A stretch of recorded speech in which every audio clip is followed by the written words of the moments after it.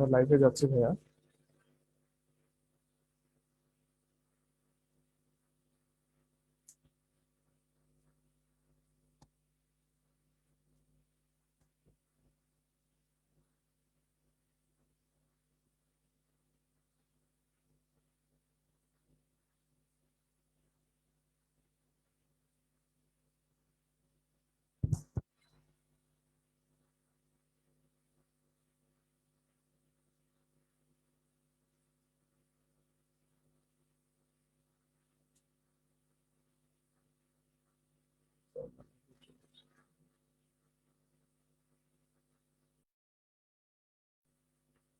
আসসালামু আলাইকুম সবাইকে। 10 মিনিট স্কুলের এইচএসসি ক্র্যাশ কোর্সের পক্ষ থেকে সবাইকে আবারও স্বাগতম জানাচ্ছি। আজকে আমাদের ফিজিক্স ক্লাস, এবং আমাদের সাথে আছেন বরাবরের মতোই সাইদ আল নাহিয়ান ভাইয়া। তোমরা সবাই জয়েন করে ফেলো খুব দ্রুত, এবং যারা যারা তোমাদের বন্ধুরা রয়েছে খুব দ্রুত তাদেরকে মেনশন করে দাও, এবং আমরা খুব দ্রুতই আমাদের ক্লাস স্টার্ট করতে যাচ্ছি। আজকে একটু টেকনিক্যাল প্রবলেমের কারণে জয়েন হতে দেরি হয়, আন্তরিকভাবে দুঃখ প্রকাশ করছি।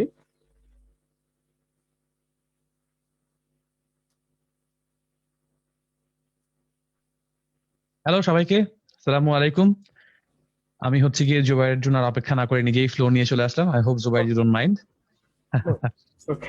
আর সবাইকে হচ্ছে গিয়ে ভাইয়া বলছি জয়েন করে ফেলুন জলদি জলদি, বা আপনাদের যারা বন্ধু বান্ধবরা আছেন তারা যদি হচ্ছে গিয়ে কেউ জয়েন করতে আগ্রহী হন, যারা যারা ক্লাস করতে আগ্রহী হন বাট এখন হয়তো বা কোনো কারণে নোটিফিকেশন পাননি, আপনারা তাদেরকে কমেন্ট সেকশনে মেনশন করে জানিয়ে দিন। সো অ্যাজ ইউজুয়াল আমরা ক্লাসে হচ্ছে গিয়ে যেভাবে পড়াশোনা করব, সবাইকে আমি বলছি খাতা কলম এবং ক্যালকুলেটর এই দুটো তিনটে জিনিস নিয়ে রেডি থাকবেন। আমি ভাইয়া যখন যেই স্লাইডে যে কথাগুলো বলছি সেই কথাগুলো একটু কষ্ট করে আপনাদেরকে নোট ডাউন করতে হবে, বিকজ আমরা যদি নোট ডাউন না করেন তাহলে এটা হচ্ছে গিয়ে অনেক কিছু আসলে মিস আউট করে যাবেন, which I really don't want. ঠিক আছে, সো একটু কষ্ট করে নোট ডাউন করবেন, এবং পাশাপাশি যে কোনো ধরনের রেলেভেন্ট প্রশ্ন থাকলে আমাদেরকে কমেন্ট বক্সে জানাবেন।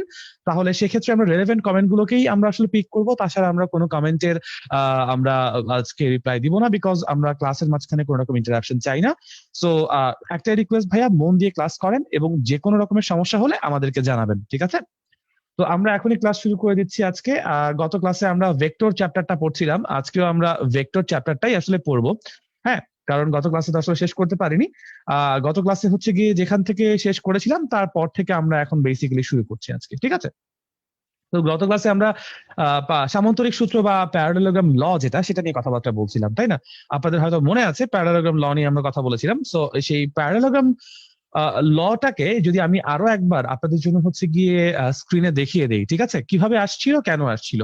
প্রথমত আমরা বলেছিলাম যে সামান্তরিক সূত্র কিভাবে আসে, সামান্তরিক সূত্র কেন আসে, তার কারণ হচ্ছে দুটো একই জাতীয় ভেক্টর রাশি। প্রথমে বলছি দুটি মাঝখানে কোনো একটা ক্লাউড সার্ভারের জন্য আমার হচ্ছে গিয়ে একটু ঝামেলা হয়েছে, সমস্যা নাই। দুটি একই জাতীয় ভেক্টর, প্রথমত হচ্ছে দুটি একই জাতীয় ভেক্টর, দ্বিতীয়ত যখন একই সময়ে কাজ করবে, যখন একই সময়ে কাজ করবে বা একই সময়ে ক্রিয়াশীল থাকবে, তখন আমরা সামান্তরিক সূত্রটিকে কাজে লাগাবো, ঠিক আছে? আচ্ছা, এখন ঘটনা হচ্ছে এই একই সময়ে ক্রিয়াশীল ভেক্টর গুলোকে আমরা কিভাবে বোঝানোর চেষ্টা করেছিলাম। আমরা যদি হচ্ছে গিয়ে সামান্তরিক সূত্রটার জন্য সামান্তরিকটা আঁকি, আমরা বলবো এই হচ্ছে গিয়ে ধরে নিচ্ছি একটা এবি বাহু, সামান্তরিকের যে কোনো একটা এবি বাহু। এই এবি বাহু আসলে কি? এবি বাহু আসলে পি ভেক্টরকে নির্দেশ করবে। ধরে নিচ্ছি এবি বাহুটা হচ্ছে গিয়ে পি ভেক্টরকে নির্দেশ করছে, অর্থাৎ পি ভেক্টরের ধারক রেখা হচ্ছে এবি বাহুটি। আচ্ছা, এবং আমরা যদি বলি বিসি যে বাহুটি আছে, সেই বিসি বাহুটি হচ্ছে কিউ ভেক্টরের জন্য ধারক রেখা। কিউ ভেক্টরের জন্য ধারক রেখা হচ্ছে আমাদের জন্য বিসি। এবং সমান ভেক্টরের সংজ্ঞা অনুযায়ী আমরা এখন যে কাজটি করব সেটি হচ্ছে এ বিন্দু থেকে বিসি এর সমান এবং সমান্তরাল একটা রেখা টান দিব, এবং সি বিন্দু থেকে এ বি এর সমান এবং সমান্তরাল অন্য একটি রেখা টান দিয়ে নিয়ে আসবো, ঠিক আছে? এবং সমান ভেক্টরের সংজ্ঞা অনুযায়ী দিক যদি একই দেই এবং যদি বলি এই দুটি সমান্তরাল বাহুদ্বয় পরস্পর ডি বিন্দুতে ছেদ করেছে, তখন এডি ভেক্টরটাও P vector, sorry P vector না, এডি ভেক্টরটা আসলে হবে কিউ ভেক্টর, এবং ডিসি ভেক্টরটাকে আমরা বলবো হচ্ছে পি ভেক্টর। এখন আমরা বলেছিলাম যদি আমরা এ বিন্দুর দিকে তাকাই, এ বিন্দুর দিকে তাকাই, এ বিন্দুটাকে দেখেই বুঝবো আমরা একই সময়ে ক্রিয়াশীল পি এবং কিউ। এ বিন্দুকে দেখে বুঝবো একই সময়ে ক্রিয়াশীল পি এবং কিউ, ক্রিয়াশীল পি এবং কিউ ভেক্টর। কেন বলেছিলাম সে কথা? কারণ আমরা যখন এবি ভেক্টর এর মাধ্যমে, এবি ভেক্টরের মাধ্যমে পি ভেক্টরটিকে প্রকাশ করছি, এবং যখন এডি ধারক রেখার মাধ্যমে আমরা কিউ ভেক্টরটিকে প্রকাশ করছি, তখন আপনারা খেয়াল করবেন দুজনের জন্যই আদি বিন্দু, ভেক্টরের আদি বিন্দু হচ্ছে এ, দুটো ভেক্টরেরই আদি বিন্দু হচ্ছে এ। ঠিক আছে? আমরা যদি আবার এখানে ডিসি ভেক্টরের দিকে তাকাই, আপনারা দেখতে পাচ্ছেন চিত্রে ডিসি ভেক্টরকে যদি আমরা পি বিন্দু হিসেবে ধরি, এই হচ্ছে আমাদের জন্য ডিসি ভেক্টর, এবং এই হচ্ছে বিসি ভেক্টর। বিসি ভেক্টরকে যদি আমরা কিউ হিসেবে ধরি, এই দুটো ভেক্টরের জন্য, এই দুটো ভেক্টরের জন্য শীর্ষ বিন্দু, তাদের ধারক রেখার শীর্ষ বিন্দু বা শেষ বিন্দু, সেটা হচ্ছে গিয়ে কোথায়? সি। দুজনেরই আদি বিন্দু একই জায়গায়, দুজনেরই শীর্ষবিন্দু একই জায়গায়, এরকম ক্ষেত্রগুলোতে আমরা বলবো ভেক্টরগুলো একই সময়ে ক্রিয়াশীল। আমরা বলবো ভেক্টরগুলো একই সময়ে ক্রিয়াশীল। ঠিক আছে? যদি এই একই সময়ে ক্রিয়াশীল ভেক্টরগুলো হয়, কোত্থেকে শুরু হয়েছে? তারা এ থেকে শুরু হয়েছে, কোথায় গিয়ে শেষ করেছে? সি তে গিয়ে শেষ করেছে। এ থেকে শুরু হয়েছে, সি তে গিয়ে শেষ করেছে, এ থেকে শুরু হয়েছে, সি তে গিয়ে শেষ করেছে। সুতরাং আমরা লব্ধি বলবো হচ্ছে এসি। সামন্তরিকের সূত্র অনুযায়ী লব্ধি হচ্ছে এসি। তাহলে দুটি সন্নিহিত বাহু, দুটি সন্নিহিত বাহু, একটি সামন্তরিকের দুটি সন্নিহিত বাহু, সেটা কে কে? সেটা হচ্ছে এবি প্লাস এডি। এরা মিলে হচ্ছে তাদের মধ্যবর্তী যে কর্ণটি আছে এসি, সেটা হচ্ছে লব্ধির মান এবং দিক প্রকাশ করছে। এই যে এবি এবং এডি মিলে আমাদের লব্ধি এসি এর মান প্রকাশ করছে। এই এসি কেই আমরা বলেছি হচ্ছে আর ভেক্টর বা আর রেজাল্টেন্ট। ঠিক আছে? এই এসি কেই বলছি হচ্ছে আমরা আর রেজাল্টেন্ট বা আর ভেক্টর। ওকে, আশা করি হচ্ছে গিয়ে আপনারা বুঝতে পারছেন এতটুকু। যদি কোনো সমস্যা থেকে থাকে আমাদেরকে জানান, কিন্তু এই জিনিসটাকেই হচ্ছে গিয়ে আমরা বলছি আর ভেক্টর বা আর রেজাল্টেন্ট। ঠিক আছে? আচ্ছা, এখন দেখেন, এখন হচ্ছে গিয়ে আমরা এটাকে কিভাবে স্টেটমেন্ট দিব। যদি এখানে তো ধারক রেখার সাহায্যে স্টেটমেন্টটা দিয়েছি, সাপোর্ট অফ আ ভেক্টরের সাহায্যে, দুটি সন্নিহিত বাহু মানে two adjacent sides of a parallelogram. So AB মানে হচ্ছে পি ভেক্টর, এডি মানে হচ্ছে কিউ ভেক্টর, এটা ইকুয়ালস টু আমরা বলেছি লব্ধি আর। ঠিক আছে? এবং সেই লব্ধি আর বের করার জন্য ফর্মুলা বলে এসেছিলাম গত ক্লাসে, R is equals to root over P square plus Q square plus 2pq cos of alpha, 2pq cos of alpha, যেখানে p কি? p হচ্ছে আমাদের p ভেক্টরের মান, p ভেক্টরের মান। ঠিক আছে? q কি? q হচ্ছে আমাদের q ভেক্টরের মান। p যদি p ভেক্টরের মান হয়, q q ভেক্টরের মান হবে। এবং আলফা কি? আলফা হচ্ছে p এবং q এর মধ্যবর্তী কোণ, p এবং q এর মধ্যবর্তী কোণ, p এবং q এর মধ্যবর্তী কোণ। ঠিক আছে? আচ্ছা, এখন মধ্যবর্তী কোণ কাকে বলবো? যেখানে দেখেছিলাম তাদের আদি বিন্দুগুলো একত্রে মিলিত হয়েছে, এটাকে আমরা বলেছি পি ভেক্টর। পি ভেক্টরকে আমরা এবি দিয়ে প্রকাশ করেছি, এবং এটাকে বলেছিলাম আমরা কি? Q vector. কিউ ভেক্টরকে আমরা এডি হিসেবে প্রকাশ করেছি। তো এই দুজনেরই আদি বিন্দু কোথায় আছে? ইনিশিয়াল পয়েন্ট কোথায় আছে? ইনিশিয়াল পয়েন্ট আছে এ বিন্দুতে। এই ইনিশিয়াল পয়েন্টের সামনে, এই আদি বিন্দুর সামনে আমাদের যে অ্যাঙ্গেলটি আছে, আদি বিন্দুর সামনে যে অ্যাঙ্গেলটি আছে, তাকেই আমরা বলবো হচ্ছে পি এবং কিউ এর মধ্যবর্তী কোণ আলফা। ঠিক আছে? পি এবং কিউ এর মধ্যবর্তী কোণ আলফা। ওকে, সো আমরা যদি হচ্ছে কি আগের চিত্রে আবার ফিরে যাই, এই কোণটাকে বলছি আমরা মধ্যবর্তী কোণ আলফা। মাথায় রাখতে হবে সামান্তরিকের এখানে আমাদের আরো দু তিনটি কোণ আছে। ডি বিন্দুতে একটা কোণ আছে, সি বিন্দুতে একটি কোণ আছে, বি বিন্দুতে একটি কোণ আছে। We are not referring this angle as in between angles বা মধ্যবর্তী কোণ। আমরা মধ্যবর্তী কোণ শুধুমাত্র কাকে বলেছি? মধ্যবর্তী কোণ শুধুমাত্র এই কোণটাকে বলেছি। তার কারণ এই কোণের পিছনের বিন্দুতে, পিছনের কর্ণবিন্দুতে আমাদের হচ্ছে এ বিন্দুটা যেটা আছে, সেটা হচ্ছে পি এবং কিউ দুজনেরই আদি বিন্দু বা ইনিশিয়াল পয়েন্ট একসাথে আছে। ঠিক আছে? ওকে, ওকে। এরপরে যদি আমরা চলে যাই, এরপরে যদি আমরা চলে যাই যে হচ্ছে কি কিভাবে আমরা দিক নির্ণয় করব। দিক নির্ণয় করার জন্য আমরা হচ্ছে গিয়ে বলেছিলাম, আমরা ইন দিস পার্টিকুলার কেস, এই যদি সামান্তরিকটাকে আবার আঁকি আপনাদের সুবিধার জন্য, এই হচ্ছে সামান্তরিকটার রূপ। সামান্তরিকটা যদিও এবার আঁকা সুন্দর হয়নি, একটু বুঝে নিয়েন। ঠিক আছে? এই যদি হচ্ছে আমাদের লব্ধি হয় এসি, ঠিক আছে, এটা এ, এটা বি, এটা সি, এটা ডি, এই মধ্যবর্তী কোণটাকে বলেছিলাম আমরা আলফা। কিন্তু লব্ধি এসি কতটুকু কোণ করেছে যদি আমরা সেটুকু ধরে নেই, লব্ধি এসি কে ধরে নেই সে থিটা কোণে আছে, তাহলে আমি বলবো ট্যান থিটা দিয়ে আমরা কোণের অনুপাত নেই। ট্যান থিটা ইকুয়ালস টু আমরা বলবো এবি ভেক্টরটা যদি পি ভেক্টর হয় এবং এডি ভেক্টরটা যদি কিউ ভেক্টর হয়, সেখান থেকে আমরা এইটুকু বলতে পারি যে পি, খেয়াল করবেন এই থিটা কোনটা, ভালো মতো এই পার্টটুকু একটু খেয়াল করেন, ঠিক আছে? বেশি কমেন্টস না করে একটু এই জায়গাটা ফোকাস করেন, ঠিক আছে? এর আগে যা বুঝতে পারেননি আপনারা তো চাইলে ভিডিওটা পজ করে এবং টেক্সট বইয়ে হেল্প নিয়ে বুঝতে পারবেন। এখন একটু খেয়াল করেন যে থিটা কোনটাকে বলছি আমরা। এবি বাহুর সাথে অথবা হচ্ছে গিয়ে ভূমির সাথে থিটা কোণ করেছে কে? লব্ধি এসি, ঠিক আছে? সো যার সাথে থিটা কোণ আছে, অ্যাঙ্গেল আছে, সে আমাদের জন্য বেস বা ভূমি। এবং ট্যান থিটা ইকুয়ালস আমরা সবাই জানি লম্ব বাই ভূমি, তাই না? Perpendicular by base. তাহলে থিটার নিচে আমাদের যে হচ্ছে গিয়ে হর আছে, হরের মধ্যে আমরা পি ভেক্টরকে নিব, ঠিক আছে? এবং কিউ যে ভেক্টরটি আছে, সেই কিউ ভেক্টরকে আমি চাইলে দুইটা উপাংশ ভাগ করতে পারবো। একটা হবে কিউ সাইন আলফা, আর একটা হবে কিউ কজ আলফা। আপনারা দেখতে পাচ্ছেন কিউ কজ আলফা উপাংশটি পি ভেক্টরের দিকে আছে, তাই p plus Q cos alpha দুটোই ভূমি উপাংশ, এবং কিউ সাইন আলফা এখানে হচ্ছে আমাদের জন্য লম্ব উপাংশ, এখানে লম্ব উপাংশ। সুতরাং ট্যান থিটা ইকুয়ালস টু কি? লম্ব বাই ভূমি। এইটুকু মনে রাখলেই হবে, ঠিক আছে? ভেক্টরের কোণ নির্ণয়ের জন্য ট্যান থিটা মানে লম্ব বাই ভূমি, এবং লম্ব বাই ভূমি দিয়ে আমরা কাজ করব।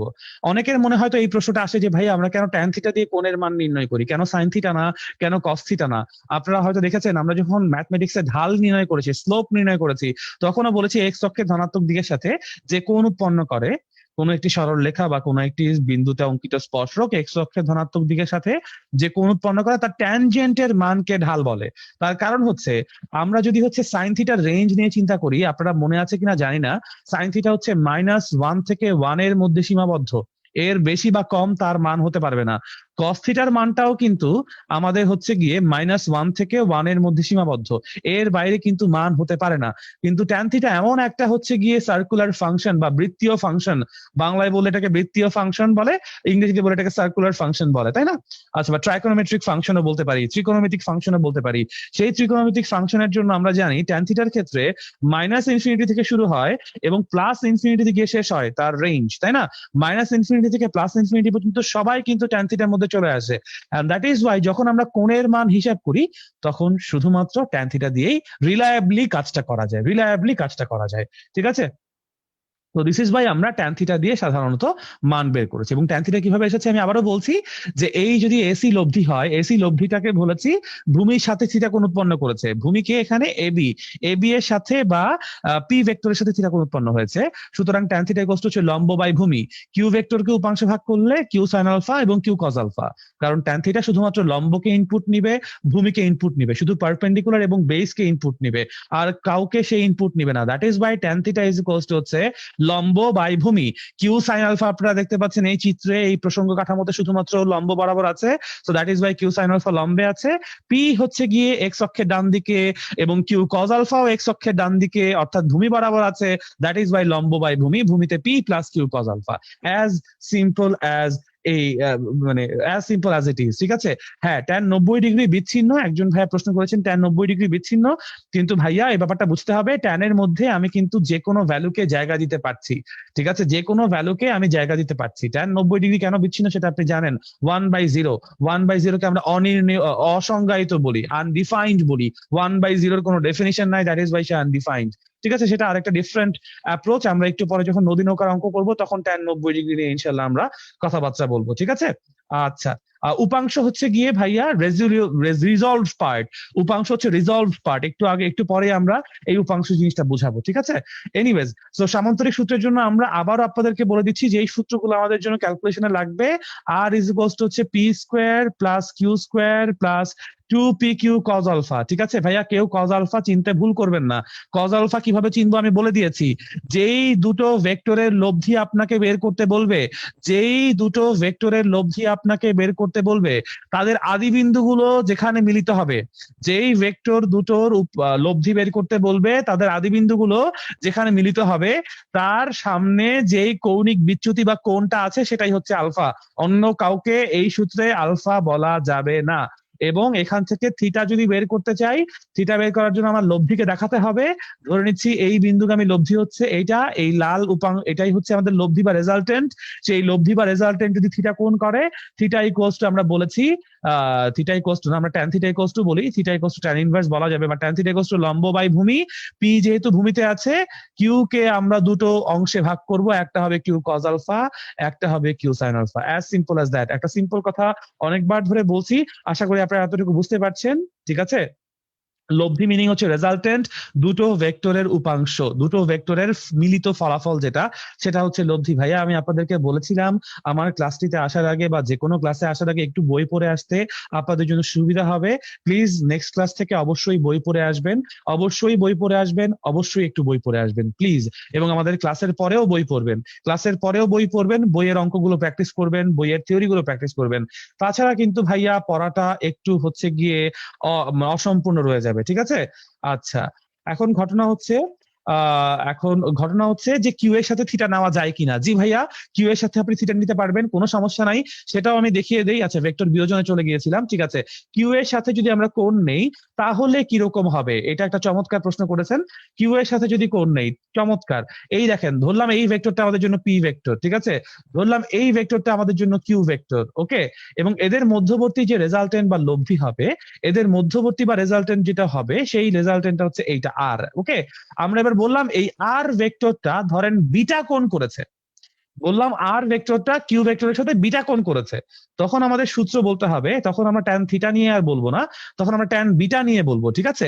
সো ট্যান বিটা দেখতে কেমন হবে, ট্যান বিটা দেখতে কেমন হবে, ট্যান বিটা ইকুয়ালস টু, যেহেতু কোণ বিটা কিউ এর সাথে আছে, তাই কিউ তখন ভূমিতে চলে যাবে, মানে যার সাথে কোণ পি এর সাথে কোণ হলে পি ভূমিতে, এখানে কিউ এর সাথে কোণ, তাই কিউ ভূমিতে। এবং এবার পি কে দুটো উপাংশে ভাগ করতে হবে, একটা হবে পি সাইন আলফা, আর একটা হবে পি কজ আলফা, ঠিক আছে, আরেকটা হবে পি কজ আলফা। এগুলো একদম বেসিক ত্রিকোণমিতির পড়া, এটা আপনাদের ম্যাথ যে ভাইয়া পড়াচ্ছেন ওনাকে জিজ্ঞাসা করলে পাবেন যে যার সাথে কোণ সেটাকে কেন ভূমি বলছি, যার সাথে কোণ সেটাকে কেন ভূমি বলছি, এটা আপনারা ম্যাথে ইনশাল্লাহ পড়বেন, ঠিক আছে। ম্যাথে ভাইয়া অবশ্যই ত্রিকোণমিতি পড়ানোর সময় এই জিনিসটা আমাকে আপনারা হচ্ছে গিয়ে পাবেন, ঠিক আছে। আচ্ছা, এরপর আমরা চলে যাব হচ্ছে ভেক্টর বিয়োজন। ভেক্টর বিয়োজনটা এক্স্যাক্টলি ভেক্টরের সামান্তরিক সূত্রের মতো। আমি দেখাচ্ছি ভেক্টর বিয়োজনটা কিভাবে করতে হয়, প্লিজ একটু কষ্ট করে হচ্ছে গিয়ে আমাদেরকে ফোকাস করেন। ভাই নদী নৌকার টপিকে যাব, কিন্তু এই জিনিসটা ভালো মতো না বুঝলে আমি আপনাদেরকে নদী নৌকা, বৃষ্টির ছাতা, এই অঙ্কগুলো করাতে পারবো না, ঠিক আছে। সো একটু কষ্ট করে ধৈর্য সহকারে ধরেন, ঠিক আছে। সবাই তো আসলে একরকম ভাবে পড়াশোনা করেননি, সবার জন্যই আমাকে পড়াতে হচ্ছে। সো ভেক্টর বিয়োজন নিয়ে যদি কথাবার্তা বলি, ভেক্টর বিয়োজন নিয়ে আমরা হচ্ছে গিয়ে ধরলাম আগের মতো করে আমাদের কাছে একটা পি ভেক্টর দেওয়া আছে, আর একটা হচ্ছে গিয়ে ধরলাম কিউ ভেক্টর দেওয়া আছে, পি ভেক্টর দেওয়া আছে, কিউ ভেক্টর দেওয়া আছে, এবং তাদের মধ্যবর্তী কোণ বলা হচ্ছে আলফা, ঠিক আছে, তাদের মধ্যবর্তী কোণ বলা হচ্ছে আলফা। সো বিয়োজন মানে কি, বিয়োজন মানে হচ্ছে আপনি পি ভেক্টর থেকে কিউ ভেক্টর বাদ দিবেন, বিয়োজন মানে হচ্ছে আপনি পি ভেক্টর থেকে কিউ ভেক্টর বাদ দিবেন। এখন পি ভেক্টর থেকে কিউ ভেক্টর বাদ দেওয়া মানে কি, পি প্লাস মাইনাস কিউ করা না, পি ভেক্টর থেকে কিউ ভেক্টর বাদ দেওয়া মানে পি প্লাস মাইনাস কিউ করা। সুতরাং মাইনাস কিউ আমাকে এখন চিত্রে আঁকতে হবে। মাইনাস কিউ দেখতে কেমন হবে ভাইয়া, মাইনাস কিউ দেখতে হবে হচ্ছে গিয়ে এরকম, খেয়াল করে দেখেন, কিউ যেদিকে আছে তার বিপরীত দিকে মাইনাস কিউ হবে, কিউ যেদিকে আছে সেই দিকে হচ্ছে গিয়ে আমাদের জন্য মাইনাস কিউ ভেক্টর হবে, যেদিকে কিউ ভেক্টর সেখানে হচ্ছে গিয়ে তার বিপরীত দিকে মাইনাস কিউ ভেক্টর। এবং মাইনাস কিউ ভেক্টর এবং পি এর মধ্যবর্তী কোণ কত, মাইনাস কিউ ভেক্টর এবং পি এর মধ্যবর্তী কোণ হচ্ছে pi minus alpha, minus Q এবং পি ভেক্টরের মধ্যবর্তী কোণ হচ্ছে পাই মাইনাস আলফা। আপনাকে ভেক্টর বিয়োজন করতে বলেছে, তার মানে আপনি পি প্লাস মাইনাস কিউ করবেন। আপনি যদি মাইনাস কিউ কে একটা সেপারেট ভেক্টর হিসেবে চিন্তা করেন, মাইনাস কিউ কে যদি আপনি সেপারেট একটা ভেক্টর রাশি হিসেবে চিন্তা করেন, তাহলে আপনাকে পি এবং মাইনাস কিউ এর লব্ধি করতে হবে। এবং তখন আপনি কি করবেন জানেন, আপনি হচ্ছে গিয়ে এদিকে মাইনাস কিউ এর সমান এবং সমান্তরাল একটা বাহু টান দিবেন, এবং এখানে পি এর সমান এবং সমান্তরাল একটা বাহু টান দিবেন, ঠিক আছে। তারপর যেই ঘটনাটা ঘটাতে হবে সেটা হচ্ছে এদের মধ্যবর্তী যে কর্ণটা আছে সামান্তরিক সূত্র অনুযায়ী, সরি এটা হবে না, আর একটু এদিক দিয়ে যেতে হবে। সো এদের মধ্যবর্তী যে কর্ণটা আছে সেই কর্ণটা হবে আমাদের ভেক্টর বিয়োজনের লব্ধি, সেই কর্ণটা হবে আমাদের জন্য ভেক্টর বিয়োজনের লব্ধি, পি প্লাস মাইনাস কিউ। এখান থেকে যদি আপনি এবার সূত্র বসাতে চান, আপনি বলবেন এই লব্ধির মান, বিয়োজনের মান, R is equals to root over P square plus Q square plus 2pq cos of pi minus alpha, কারণ পি এবং মাইনাস কিউ এর মধ্যবর্তী কোণ নিয়ে কাজ করতে হবে। আমি আবারও বলছি, ভেক্টর বিয়োজন মানে পি এবং মাইনাস কিউ এর লব্ধি, পি এবং মাইনাস কিউ এর লব্ধি, আর কিছুই না, ঠিক আছে। সো পি এবং মাইনাস কিউ এর মধ্যবর্তী কোণ হচ্ছে পাই মাইনাস আলফা, আপনারা দেখতে পাচ্ছেন পাই মাইনাস আলফা, ওকে, চমৎকার। যদি পাই মাইনাস আলফা হয়, সেই পাই মাইনাস আলফাটাকেই আমরা হচ্ছে গিয়ে এই মধ্যবর্তী কোণ দিয়ে কাজ করাচ্ছি। ঠিক আছে, এটা হচ্ছে গিয়ে আমাদের জন্য ঘটনা। ওকে, ওকে, চমৎকার। এরপরে হচ্ছে গিয়ে আপনারা হয়তো বা বুঝাতে পেরেছি যে পি এবং মাইনাস কিউ মিলে আমরা আসলে কিভাবে কাজ করেছি। আমি আবারও বলছি আপনাদের সুবিধার জন্য যে পি মাইনাস কিউ হচ্ছে ভেক্টর বিয়োজন। আমি বেসিক্যালি পি থেকে কিউ বাদ দিব। পি থেকে কিউ বাদ দেওয়ার জন্য আমাদেরকে কি করতে হবে? পি এবং মাইনাস কিউ এর মধ্যে যোজন করব, যোগ করব। ঠিক আছে, পি প্লাস মাইনাস কিউ এবং পি মাইনাস কিউ একই কথা।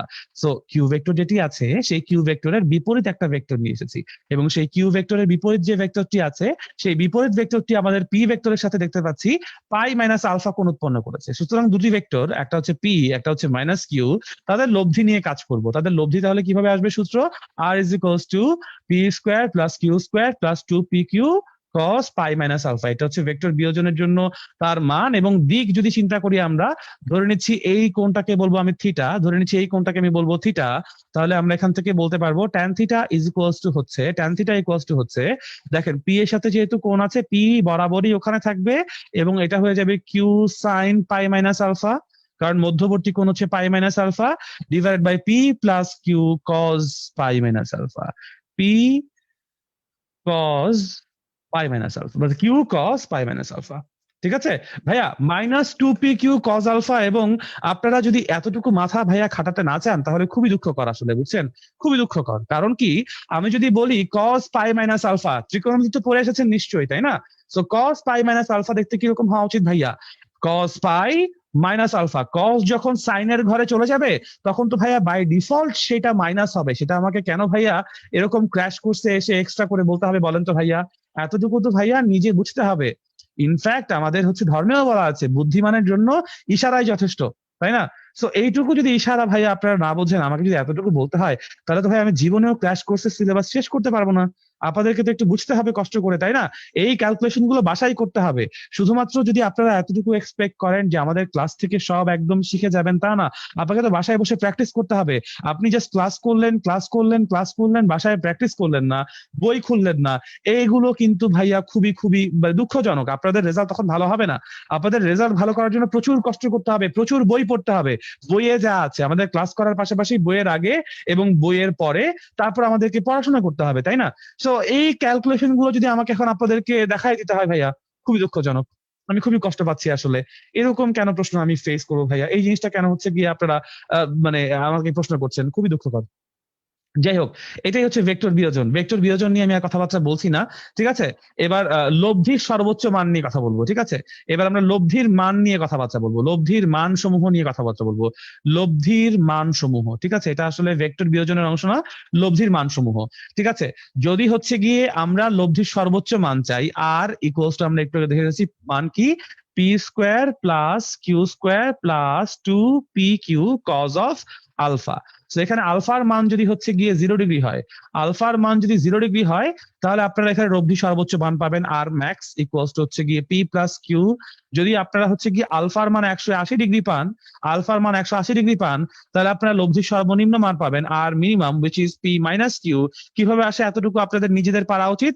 এবং যদি আপনারা বলেন আলফা ইকুয়ালস টু 90 ডিগ্রি হয়, আলফা ইকুয়ালস টু 90 ডিগ্রি হলে আপনার লব্ধির মান পাবেন √p square plus Q square, যেটা সিম্পল পিথাগোরাসের সূত্রের মতো করে কাজে লাগানো যায় আর কি।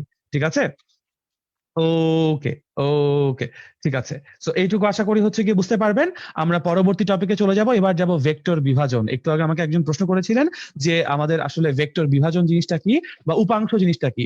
আমরা রেজলিউশন অফ ভেক্টরস বা ভেক্টরের বিভাজন দেখে বুঝতে পারবো যে হচ্ছে গিয়ে কিভাবে আসলে আমরা ভেক্টর বিভাজন নিয়ে কাজ করব, ঠিক আছে? আচ্ছা, চমৎকার। এখন ঘটনা হচ্ছে যদি হচ্ছে গিয়ে ভেক্টর বিভাজন নিয়ে কথাবার্তা বলতে হয়, ফার্স্ট অফ অল আমি চিন্তা করব যে আমাদের কাছে একটা ভেক্টর দেওয়া আছে যাকে আমি ভাগ করবো। বিভাজন মানে ভাগ করা, to divide, to resolute, nothing else, ঠিক আছে? তো ধরে নিচ্ছি আমাদের কাছে একটা ভেক্টর আছে, সেই ভেক্টরটা হচ্ছে দেখতে এরকম। এটাকে বলছি আমরা যে কোনো একটা ভেক্টর, নাম দেন না, ধরেন এটাকে আমি বললাম পি ভেক্টর। এই পি ভেক্টর যেটা আছে, সেই পি ভেক্টরকে আমি দুইটা অংশে ভাগ করতে চাই। পি কে দুটো অংশে ভাগ করতে চাই, পি কে কি করতে চাই, দুটি অংশে ভাগ করতে চাই, দুটি অংশে ভাগ করতে চাই। ঠিক আছে, এখন ঘটনা হচ্ছে যখন এই পি কে আমরা দুটি অংশে ভাগ করব তখন যে দুটো অংশ আসবে সেই দুটো অংশকেই আমরা পি এর উপাংশ বলবো। উপযোগ অংশ, বাংলা পড়াচ্ছি এখন। উপাংশ মানে হচ্ছে উপযোগ অংশ, মানে একাধিক অংশ আছে তার মধ্যে যে কোনো একটা অংশ হচ্ছে উপাংশ বা উপযোগ অংশ। ঠিক আছে, তো আমরা ধরেন পি ভেক্টরকে দুটো উপাংশে ভাগ করব, পি ভেক্টরকে দুটি উপাংশে ভাগ করব। আচ্ছা, জুবাইর ভাই আপনি কি আছেন? জি ভাইয়া আছেন। কোনো ইম্পর্টেন্ট কোনো ফিডব্যাক কি আছে জি না, আমার ক্লাস কোনো ইম্পর্টেন্ট সম্পর্কে? ফিডব্যাক থাকলে আমি অবশ্যই আপনাকে নক দিব। একটু আপনি হচ্ছে ক্লাস নো কন্টিনিউ করুন। বলেন, ঠিক আছে আমি ক্লাস কন্টিনিউ করছি। জি কারণ হচ্ছে কি অনেকেই বেসিক জিনিসপত্র বুঝতে পারছেন না, তাদের জন্য আসলে আমি কি পড়াবো বুঝতে পারতেছি না। হ্যাঁ, ওনাদেরকে আমি আসলে বই পড়া ছাড়া আর কোনো কিছু নিয়ে ইয়ে করতে পারছি না। ওকে ঠিক আছে, এনিওয়েজ সো পি ভেক্টর যেটা আছে, পি ভেক্টর যেটা আছে সেই পি ভেক্টরকে আমরা এখন দুটো অংশে ভাগ করব। তো ধরে নিচ্ছি যেই দুটো অংশে ভাগ করতে চাই, কোন দুটো অংশে ভাগ করবো, এটা যে কোনো দুটো অংশে তো ভাগ করা যায় না, আমাদেরকে তো প্রশ্নে বলে দিবে যে এই দুটো অংশে ভাগ করেন। তো বললো যে পি ভেক্টরকে আলফা এবং বিটা, পি ভেক্টরকে আলফা এবং বিটা এই দুটো অংশে এমন দুটো কোণে ভাগ মানে এমন দুটো অংশে ভাগ করব যারা পরস্পর পি এর সাথে আলফা এবং বিটা কোণে আছে। ঠিক আছে, এমন দুটো অংশে ভাগ করব যারা পি এর সাথে আলফা এবং বিটা কোণে আছে, এমন দুইটা অংশে বা উপাংশে আমরা এই ভেক্টরটাকে ভাগ করতে চাই, একটু ভাগ করতে চাই। ঠিক আছে, অনেকে হচ্ছে গিয়ে আমাকে হয়তোবা স্লো যেতে বলছেন। জুবাইর ভাইয়া এরকম কি খুব বেশি মানুষজন বলছেন স্লো যেতে আমাকে, আমি খুব বেশি তাড়াতাড়ি পড়াচ্ছি? জি ভাইয়া, অনেকেই বলতেছেন, বাট যদি আপনার কাছে এটা সঠিক মনে হয়, শেষ মানে নির্দিষ্ট সময় ক্লাস এবং সিলেবাস শেষ হ্যাঁ, করার জন্য। আমার আসলে আরো বেশি ফাস্টে যাওয়া দরকার বুঝছেন, এর থেকে স্লো গেলে তো হবেই না। আমি তাহলে হচ্ছে গিয়ে সেভাবে কন্টিনিউ করছি। অনেক ধন্যবাদ জুবাইর ভাইয়া। আমি হচ্ছে গিয়ে এখন আপনার উপর ছেড়ে দিব, আপনি আমাকে জানাবেন কোন ইম্পর্টেন্ট ফিডব্যাক আসলে প্লিজ। হ্যাঁ, জি জি অবশ্যই, আপনি ক্লাস ওকে কন্টিনিউ করতে পারেন। Okay, thank you thank you. So ধরে নিচ্ছি পি এর সাথে প্রথম যে উপাংশটা নিব সেই উপাংশটা এরকম আলফা কোণে আছে ধরে নিচ্ছি, এবং দ্বিতীয় যে উপাংশটা আমরা ক্রিয়েট করব পি এর সাথে সেটাকে আমরা ধরে নিচ্ছি এরকম বিটা কোণে আছে। একটু আগে আমরা দুটো থেকে একটা ভেক্টরে নিচ্ছিলাম, এখন একটা থেকে দুটো ভেক্টরে যাব। ঠিক আছে, রিভার্স প্রসেস, আর কিচ্ছু না। সেটাকে যদি করতে যাই আমরা হচ্ছে এখানে সামান্তরিক সূত্রটাকে ফিল আপ করবো, আমরা এখানে সামান্তরিক সূত্রকে ফিল আপ করবো, অর্থাৎ বেসিক্যালি এই যে আমাদের বাম পাশে যে বাহুটা আছে নাম দিয়ে দিই, এটাকে বললাম এ, এটাকে বললাম ধরেন বি, এটাকে ধরেন বললাম হচ্ছে গিয়ে ডি, এবং এটাকে বললাম হচ্ছে গিয়ে ধরেন সি। আমার কাছে এসি ভেক্টর দেওয়া ছিল, এসি ভেক্টরকে আমরা দুটা উপাংশে ভাগ করব, দুইটা অংশে ভাগ করব। একটা হবে হচ্ছে গিয়ে এবি ভেক্টর, এসি থেকে ভেঙে একটা আসবে এবি আর একটা আসবে এডি, এই দুইটা ভাঙা অংশ চাই। তাহলে এডি এর সমান এবং সমান্তরাল একটা রেখা আমরা টান দিলাম এখানে, এবং ডি থেকে ডিসি বলে, সরি, ডি থেকে আরো একটা সমান এবং সমান্তরাল রেখা আমরা টান দিলাম, এরা ধরেন এখানে মিলিত হইলো। আমি এরপর হচ্ছে গিয়ে আমাদের যে ভেক্টরটা দেওয়া আছে সেই ভেক্টরটাকে টেনে লম্বা করে এই বিন্দুতে নিয়ে আসলাম, এই হচ্ছে গিয়ে আমাদের সি বিন্দু হয়ে গেল এখন। তাহলে খুবই চমৎকার, যদি সি বিন্দু আমরা পেয়ে যাই, এবার আমরা কি করতে চাই খেয়াল করেন, এই কোণটা যদি বিটা কোণ হয় এই কোণটাকে আপনাদের বিটা কোণ বলতে হবে, ঠিক আছে, ওই যে একান্তর কোণ বলে। আর এই কোণটা যদি হচ্ছে গিয়ে আমরা এখন নাম বলতে চাই, আপনারা বুঝতে পারবেন, এটাকে বলবো আমি পাই মাইনাস আলফা প্লাস বিটা। এই কোণের পরিমাণ হচ্ছে pi minus alpha plus beta. কেন হয়েছে এটা বই পড়লে পাবেন, একটু বই খুঁজে নিয়েন বা নিজেরা ক্লাস শেষে একটু মাথায় চিন্তা করেন। ঠিক আছে, কেন হবে পুরোটা তো ক্লাসে বলা সম্ভব না, আপনারা বুঝতে পারবেন, খুবই সিম্পল জিওমেট্রি, ক্লাস 5-6 এর জিওমেট্রি গুলো। ঠিক আছে, এখন ঘটনা হচ্ছে এইবার আমরা ত্রিভুজ এবিসি তে, এইবার আমরা ত্রিভুজ এবিসি তে সাইন সূত্র অ্যাপ্লাই করব, সাইন রুল অ্যাপ্লাই করব, সাইন রুল অ্যাপ্লাই করব, ত্রিভুজের সাইন সূত্র। ঠিক আছে, ত্রিভুজের সাইন সূত্রে বলা হয়েছে, ত্রিভুজের সাইন সূত্রে বলা হয়েছে একটি ত্রিভুজের যে কোনো বাহু, ত্রিভুজের যে কোনো বাহু এবং তার বিপরীত কোণের সাইন, যে কোনো বাহু এবং তার বিপরীত কোণের সাইন, যে কোনো বাহু এবং বিপরীত কোণের সাইন, যে কোনো বাহু এবং বিপরীত কোণের সাইন পরস্পর সমানুপাতিক হবে। ঠিক আছে, তাহলে ত্রিভুজ এবিসি তে যেহেতু আমি এই সূত্র অ্যাপ্লাই করতে যাচ্ছি, এই সূত্রের জন্য আমরা হচ্ছে কি যদি এসি বাহুটাকে নিয়ে চিন্তা করি, এসি ডিভাইডেড বাই আমি বলবো sine of pi, sine of pi minus alpha plus beta, pi minus alpha plus beta, ঠিক আছে, ইকুয়ালস টু, যদি আমরা এবি বাহুর জন্য চিন্তা করি, যদি আমরা এবি বাহুর জন্য চিন্তা করি, এবি বাহুর বিপরীত কোণ কোনটা?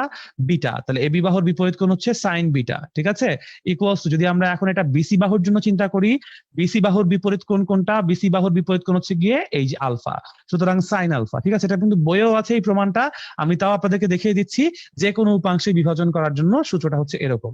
এবং যদি আমরা এখানে হচ্ছে গিয়ে alpha plus beta equals to 90 degree বলি, যদি আমরা হচ্ছে গিয়ে alpha plus beta equals to যদি আমরা 90 ডিগ্রি বলি, ঠিক আছে, যদি হচ্ছে গিয়ে alpha plus beta equals to হচ্ছে গিয়ে আমরা যদি হচ্ছে গিয়ে বিটা বলি, তাহলে হচ্ছে গিয়ে আমরা কি করব? আমরা হচ্ছে গিয়ে বলবো সমীকরণটা যদি একটু দেখে আসি, AC divided by sine pi minus 90, তার মানে হচ্ছে কি এসি বাই সাইন 90 চলে আসবে ওখানে, সাইন 90 মানে হচ্ছে 1, অবভিয়াসলি বুঝতে পারছেন, ইকুয়ালস টু, তখন আমাদের জন্য হবে আগের ইকুয়েশন থেকে যদি বলি AB divided by sine beta, AB divided by sine beta, AB divided by sine beta, sine beta equals to আমরা বলতে পারি 90 মাইনাস আলফা, ঠিক আছে, কারণ আমরা এখানে বলতে পারি বিটা ইকুয়ালস টু হচ্ছে 90 মাইনাস আলফা, এই সমীকরণ থেকে বলা যায়, ঠিক আছে, এটা ইকুয়ালস টু বলবো আমরা তাহলে BC divided by sine of alpha, BC equals to sine of alpha. যদি চিত্রটা আমি আবার আঁকি, এই ছিল আমাদের এসি বাহু, এই ছিল আমাদের এসি বাহুর জন্য যে ভেক্টরটা আছে সেই ভেক্টরটি, এটা ছিল এসি, এবং এই হচ্ছে আমাদের জন্য ছিল এবি, এবং এই হচ্ছে আমাদের জন্য বিসি, ঠিক আছে, লম্ব উপাংশ নিয়ে যখন চিন্তা করছি, এই হচ্ছে এবি এবং এই হচ্ছে বিসি, ঠিক আছে, তখন আমরা তাহলে কি বলতে পারি? তখন আমরা বলতে পারি যে এবি ইকুয়ালস টু আমরা বলতে পারবো AC cos alpha, AB equals to বলতে পারবো এসি কজ আলফা, যেহেতু এই কোণটাকে আলফা ছিল, এই কোণটা আলফা ছিল, AB equals to AC cos alpha বলতে পারবো, এবং বিসি ইকুয়ালস টু আমরা বলতে পারবো এসি সাইন আলফা। এভাবে হচ্ছে গিয়ে আমাদের লম্ব উপাংশের ধারণাটা এসেছে, একটি ভেক্টরকে আমরা দুটো উপাংশে এইভাবে খুবই সিম্পলি বা খুবই সহজে আমরা ব্যাখ্যা করে ফেলতে পারি। ভাইয়া, সামান্তরিকের জন্য আলফা 90 ডিগ্রি হবে না, কিন্তু আপনাকে মাথায় রাখতে হবে যদি এই কোণটা আলফা ইকুয়ালস টু 90 ডিগ্রি হয়ে যায়, সেটা আয়তক্ষেত্র, তাই না?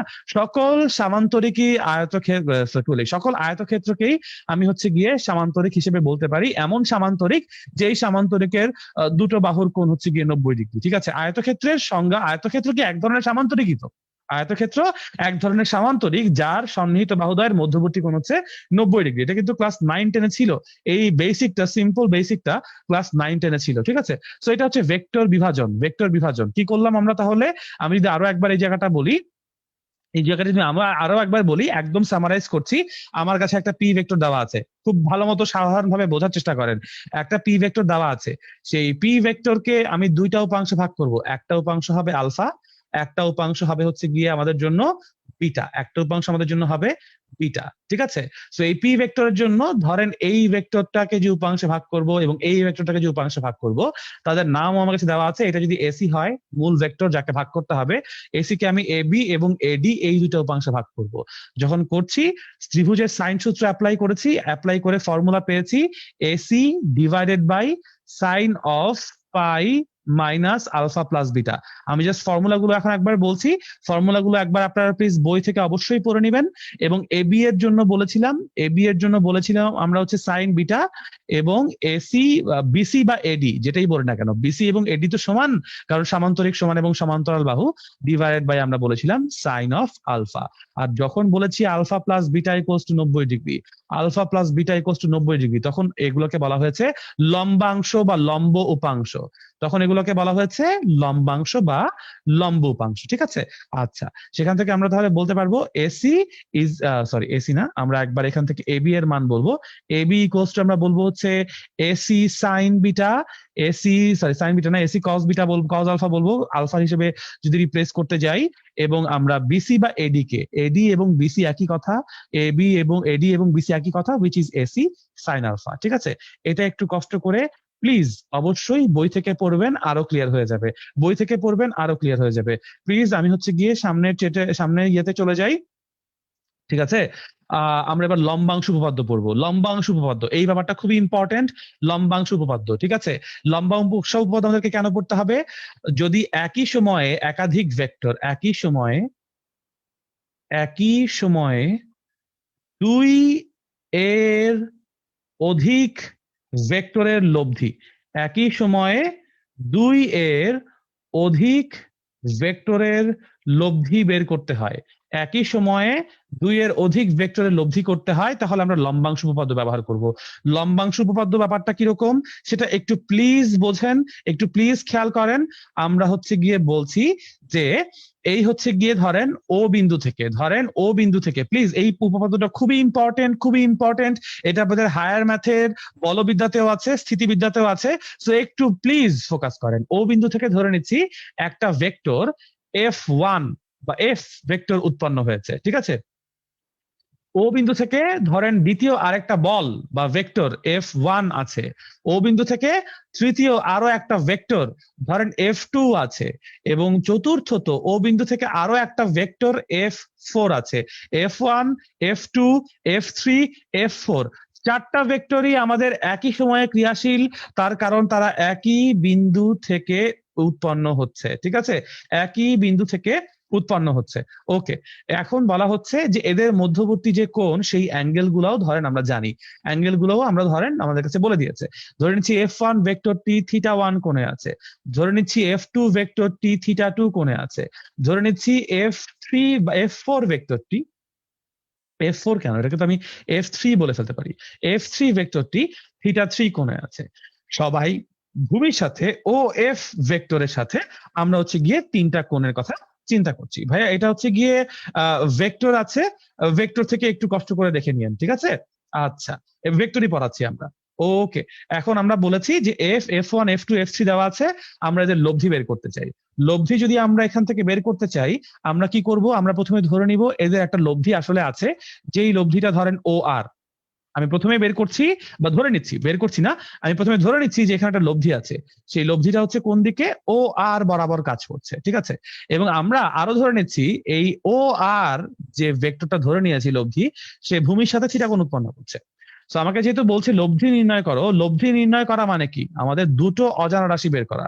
লব্ধি নির্ণয় করা মানে হচ্ছে দুটি অজানা রাশি বের করা, ঠিক আছে। দুটি অজানা রাশি যদি বের করা হয়, তাহলে হচ্ছে গিয়ে আমরা এখান থেকে আর এর মান বের করতে চাই, আমরা থিটা এর মান বের করতে চাই, আর এর মান বের করতে চাই এবং থিটা এর মান বের করতে চাই। দুটো অজানা রাশি এখানে আছে, দুটো অজানা রাশি এখানে আছে।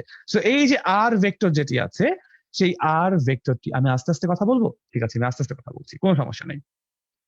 তো ধরে নিচ্ছি থিটা কোণে যেই ভেক্টরটি আছে, সেই ভেক্টরটি এটা হচ্ছে theta, and this is R cos theta.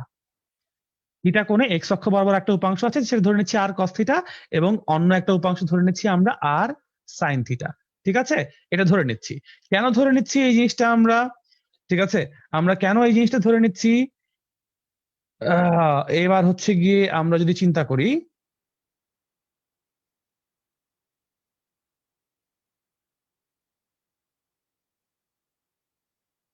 ওকে, তো আমরা যদি হচ্ছে গিয়ে এর পরে হচ্ছে গিয়ে লম্বাংশ উপপাদ্যের জন্য এনিওয়েজ, সো লম্বাংশ উপপাদ্য নিয়ে বলছিলাম যে ও বিন্দু থেকে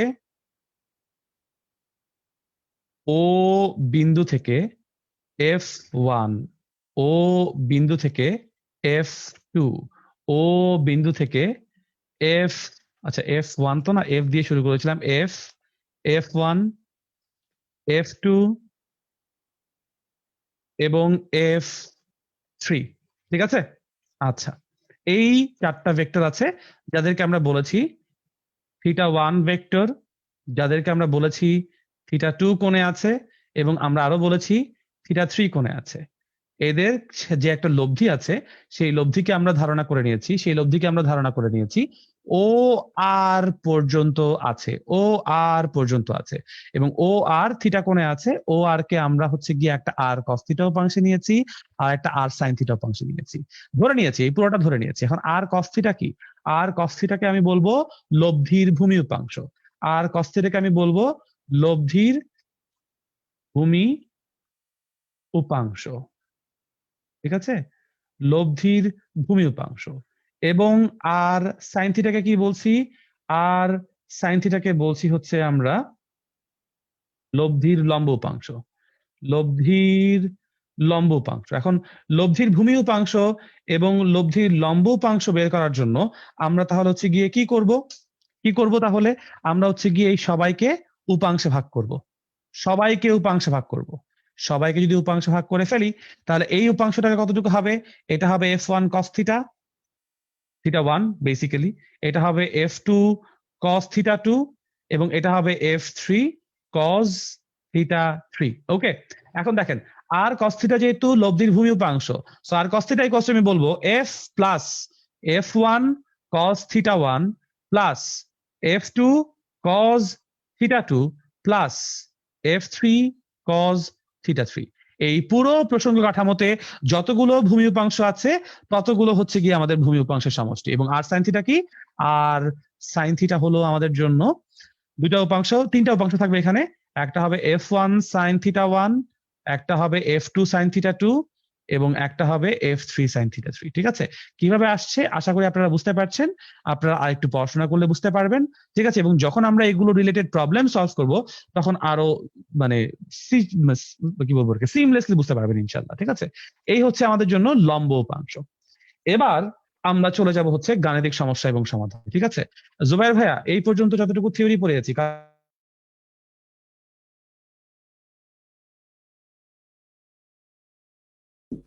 কেউ স্লো বলতেছে, কেউ ফাস্ট বলতেছে। আসলে স্লো ফাস্ট এই জিনিসটা এত বিবেচনা করলে তো ওদেরকে হবে না। হ্যাঁ হ্যাঁ, ওদেরকে একটা কাজ করেন, ওদেরকে বলেন যারা যারা এত স্লো ফাস্ট বলছে তাদেরকে এসে পড়াতে। আমার তো আসলে যেহেতু ওদের পড়া ভাল লাগছে না, আমার পড়ানো ভাল লাগছে না, ওদেরকে একটু বলেন, কমেন্ট বক্সে মেনশন করে বলেন যে আপনারা এসে তাহলে পড়ান, যেহেতু আপনারা এত বুঝতে পারছেন। ঠিক আছে, 2011 সালে ভাইয়া এইচএসসি পরীক্ষা দিয়ে এসেছি। ওকে, 2011 সালে এইচএসসি পরীক্ষা দিয়ে এসেছি, বুয়েটে পড়াশোনা করেছি এবং মোটামুটি হচ্ছে কি অনেক জায়গায় অনেক ক্লাস নিয়েছি, বাট এরকম ডিস্টারবেন্স এবং এরকম সিনারিও বিশ্বাস করেন কোথাও পাই নাই, কোথাও পাই নাই।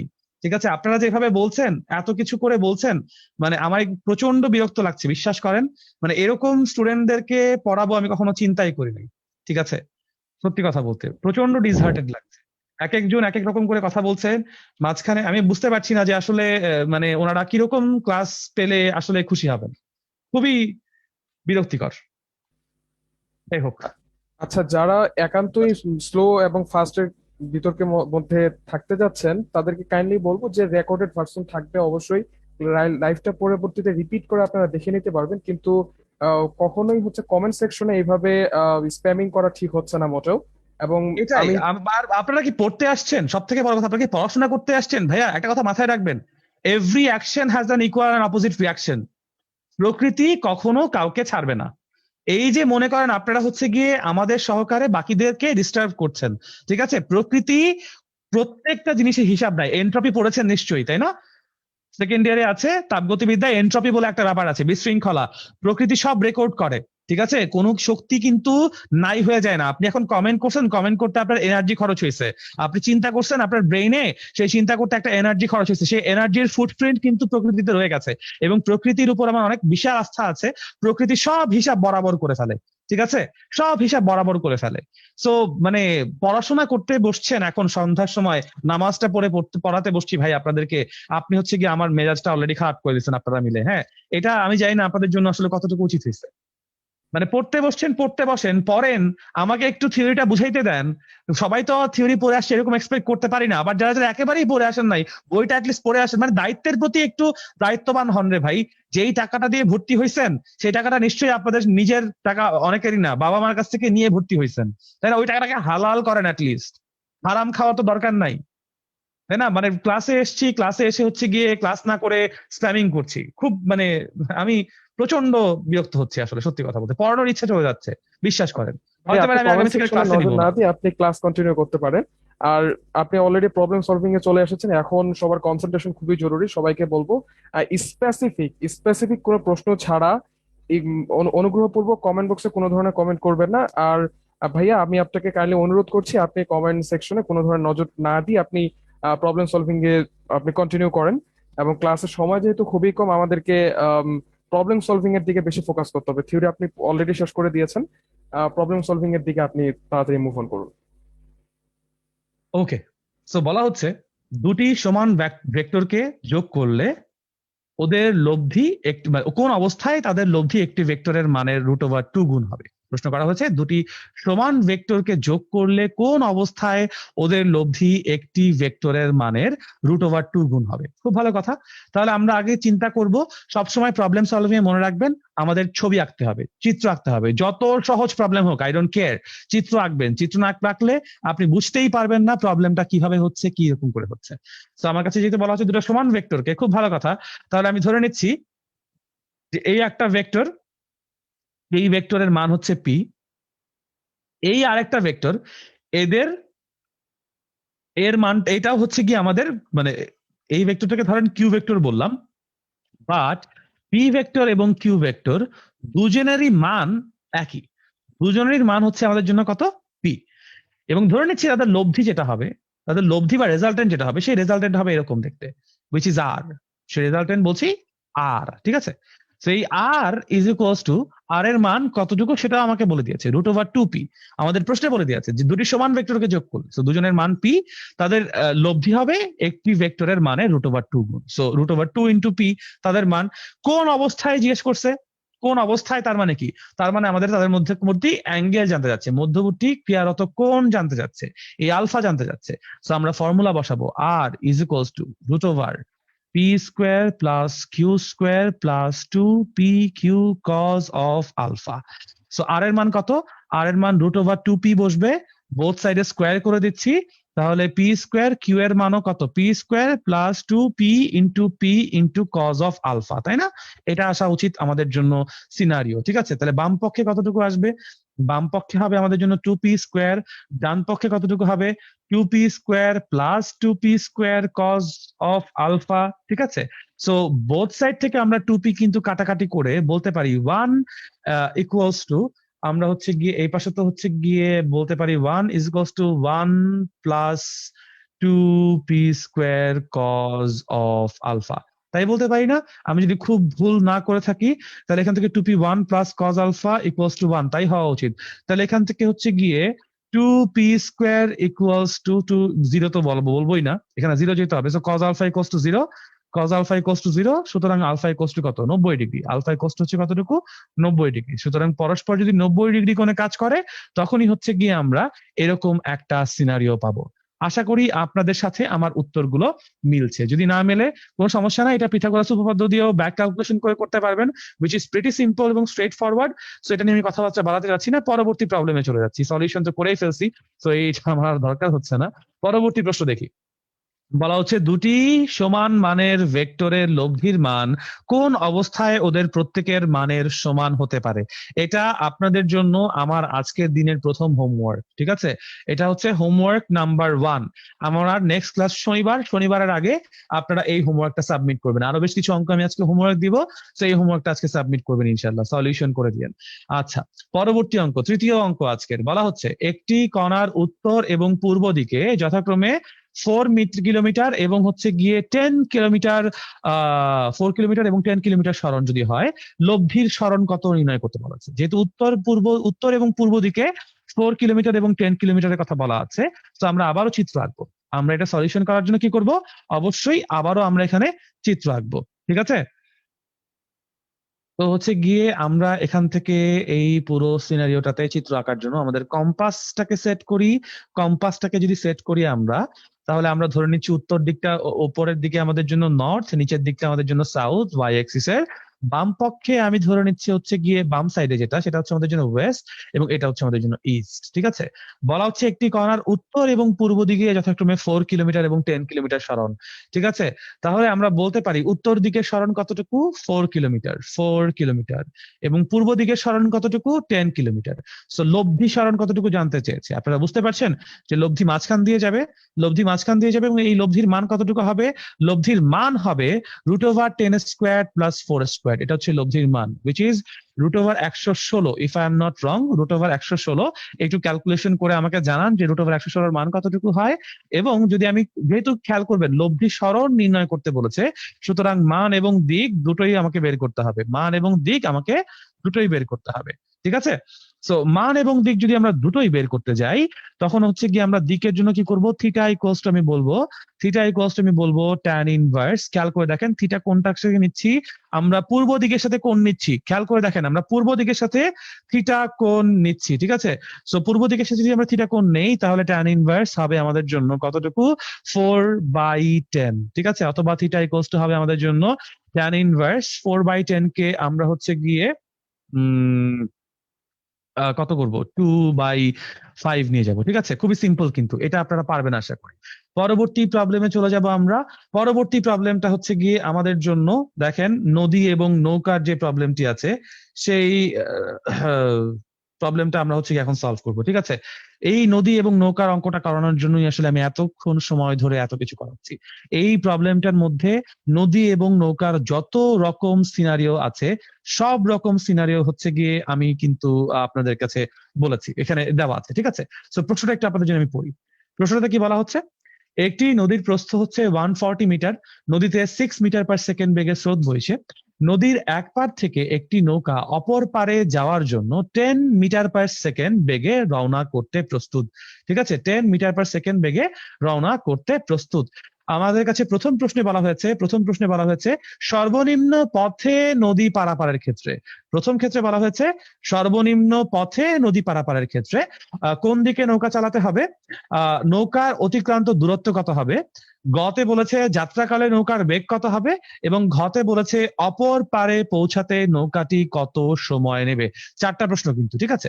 এবং 2 নম্বরে আমাদের কাছে বলেছে সর্বনিম্ন সময়ে নদী পারাপারের ক্ষেত্রে, সর্বনিম্ন সময়ে নদী পারাপারের ক্ষেত্রে বলা হচ্ছে কোন দিকে নৌকা চালাতে হবে, নৌকার অতিক্রান্ত দূরত্ব কত হবে, যাত্রাকালে নৌকার বেগ কত হবে, এবং অপর পারে পৌঁছাতে নৌকাটি কত সময় নেবে। খুবই সিম্পল দুটো প্রশ্ন, আমরা এই দুটো ক্ষেত্রের এই 8টা অঙ্ক একবারে সলভ করবো। সো দিস ইজ ভাই, সবাইকে বলছি একটু কষ্ট করে ভাইয়ারা মনোযোগ দিয়ে রাখেন, এই জায়গাটাতে আমরা হচ্ছে গিয়ে ইনশাল্লাহ খুব ভালো মতো জিনিসটাকে সলভ করার চেষ্টা করবো, ঠিক আছে। প্রথমত আমরা সর্বনিম্ন পথে নদী পারাপারের ক্ষেত্রে এই জায়গাটাকে সলভ করব। প্রথমত হচ্ছে গিয়ে আমরা 1 নাম্বার নিয়ে সলভ করব। 1 নাম্বারে যেখানে কি বলেছি আমরা, সর্বনিম্ন পথে নদী পারাপারের ক্ষেত্রে, ঠিক আছে। সর্বনিম্ন পথ নিয়ে আমরা চিন্তা করব। এখন সর্বনিম্ন পথ নিয়ে চিন্তা করার জন্য আমরা কি করব, আমরা আগে চিত্র আঁকবো। আমি বারবার বলছি চিত্র আঁকবো, ঠিক আছে। তো চিত্র আঁকবো। এখন ঘটনা হচ্ছে চিত্রটা কিভাবে আঁকবো, ধরে নিচ্ছি এই হচ্ছে আমাদের জন্য নদী। নদীতে যেহেতু স্রোত আছে, আমি ধরে নিচ্ছি আমাদের এই স্রোতটা এক্স অক্ষ ধনাত্মক দিক বরাবর। তো এই হচ্ছে আমাদের জন্য নদী, নদীর 2 পার দেখাচ্ছি আপনাদের জন্য, এই হচ্ছে নদীর 2 পার, ঠিক আছে। নদীর 2 পারের এই মাথায় এ বিন্দুতে ধরেন একটা নৌকা আছে। আমাদের কাছে স্রোতের বেগ বলেছে কতটুকু, 6 metre per second. 6 metre per second হচ্ছে স্রোতের বেগ। যেহেতু সর্বনিম্ন পথ বলছে, যদি এ বিন্দু থেকে আমাদের এই নৌকাটি সরাসরি অপর পারে চলে যায়, সরাসরি অপর পারে বলতে কি বুঝবো, লম্ব বরাবর, ঠিক আছে, লম্ব বরাবর ওই পারে চলে যায়। এই পারে চলে গেলেই আমরা বলতে পারবো হচ্ছে গিয়ে বি বিন্দুতে আসবে, এবং তখন নৌকাটা সর্বনিম্ন পথে ওই পারে চলে যাবে। এবং এই ঘটনা ঘটানোর জন্য আমরা ধরে নিলাম আমাদের এই কেসে নৌকাটা হচ্ছে গিয়ে স্রোতের সাথে আলফা কোণে রওনা দিবে, ঠিক আছে। স্রোতের সাথে আমরা কত কোণে রওনা করব, ধরে নিচ্ছি আলফা কোণে রওনা করব, ঠিক আছে। কিন্তু শর্ত হচ্ছে এমন আলফা কোণে রওনা করব যাতে করে তার লব্ধি ডিরেকশন স্রোতের সাথে 90 ডিগ্রি কোণে হয়, থিটা যেন 90 ডিগ্রি কোণে হয়। তো সেই রেসপেক্টে আমরা যদি সূত্র বসাই, সবাই একটু খেয়াল করবেন, tan theta is equals to আমরা কি বলবো, tan theta is equals to আমরা বলবো লম্ব বাই ভূমি, ভূমি থেকে যাবে, থিটা কার সাথে আছে, স্রোতের বেগের সাথে থিটা আছে, সুতরাং 6 যাবে স্রোতের সাথে।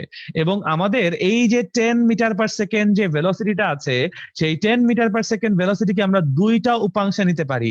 একটা উপাংশ হবে সোজা উপরের দিকে, এই উপাংশটাকে বলবো আমরা 10 sin আলফা, ঠিক আছে। 10 sin আলফা, কারণ আলফা কোনটা আমরা এইভাবে নিয়েছি, এবং এটা হবে আমাদের জন্য 10 cos আলফা।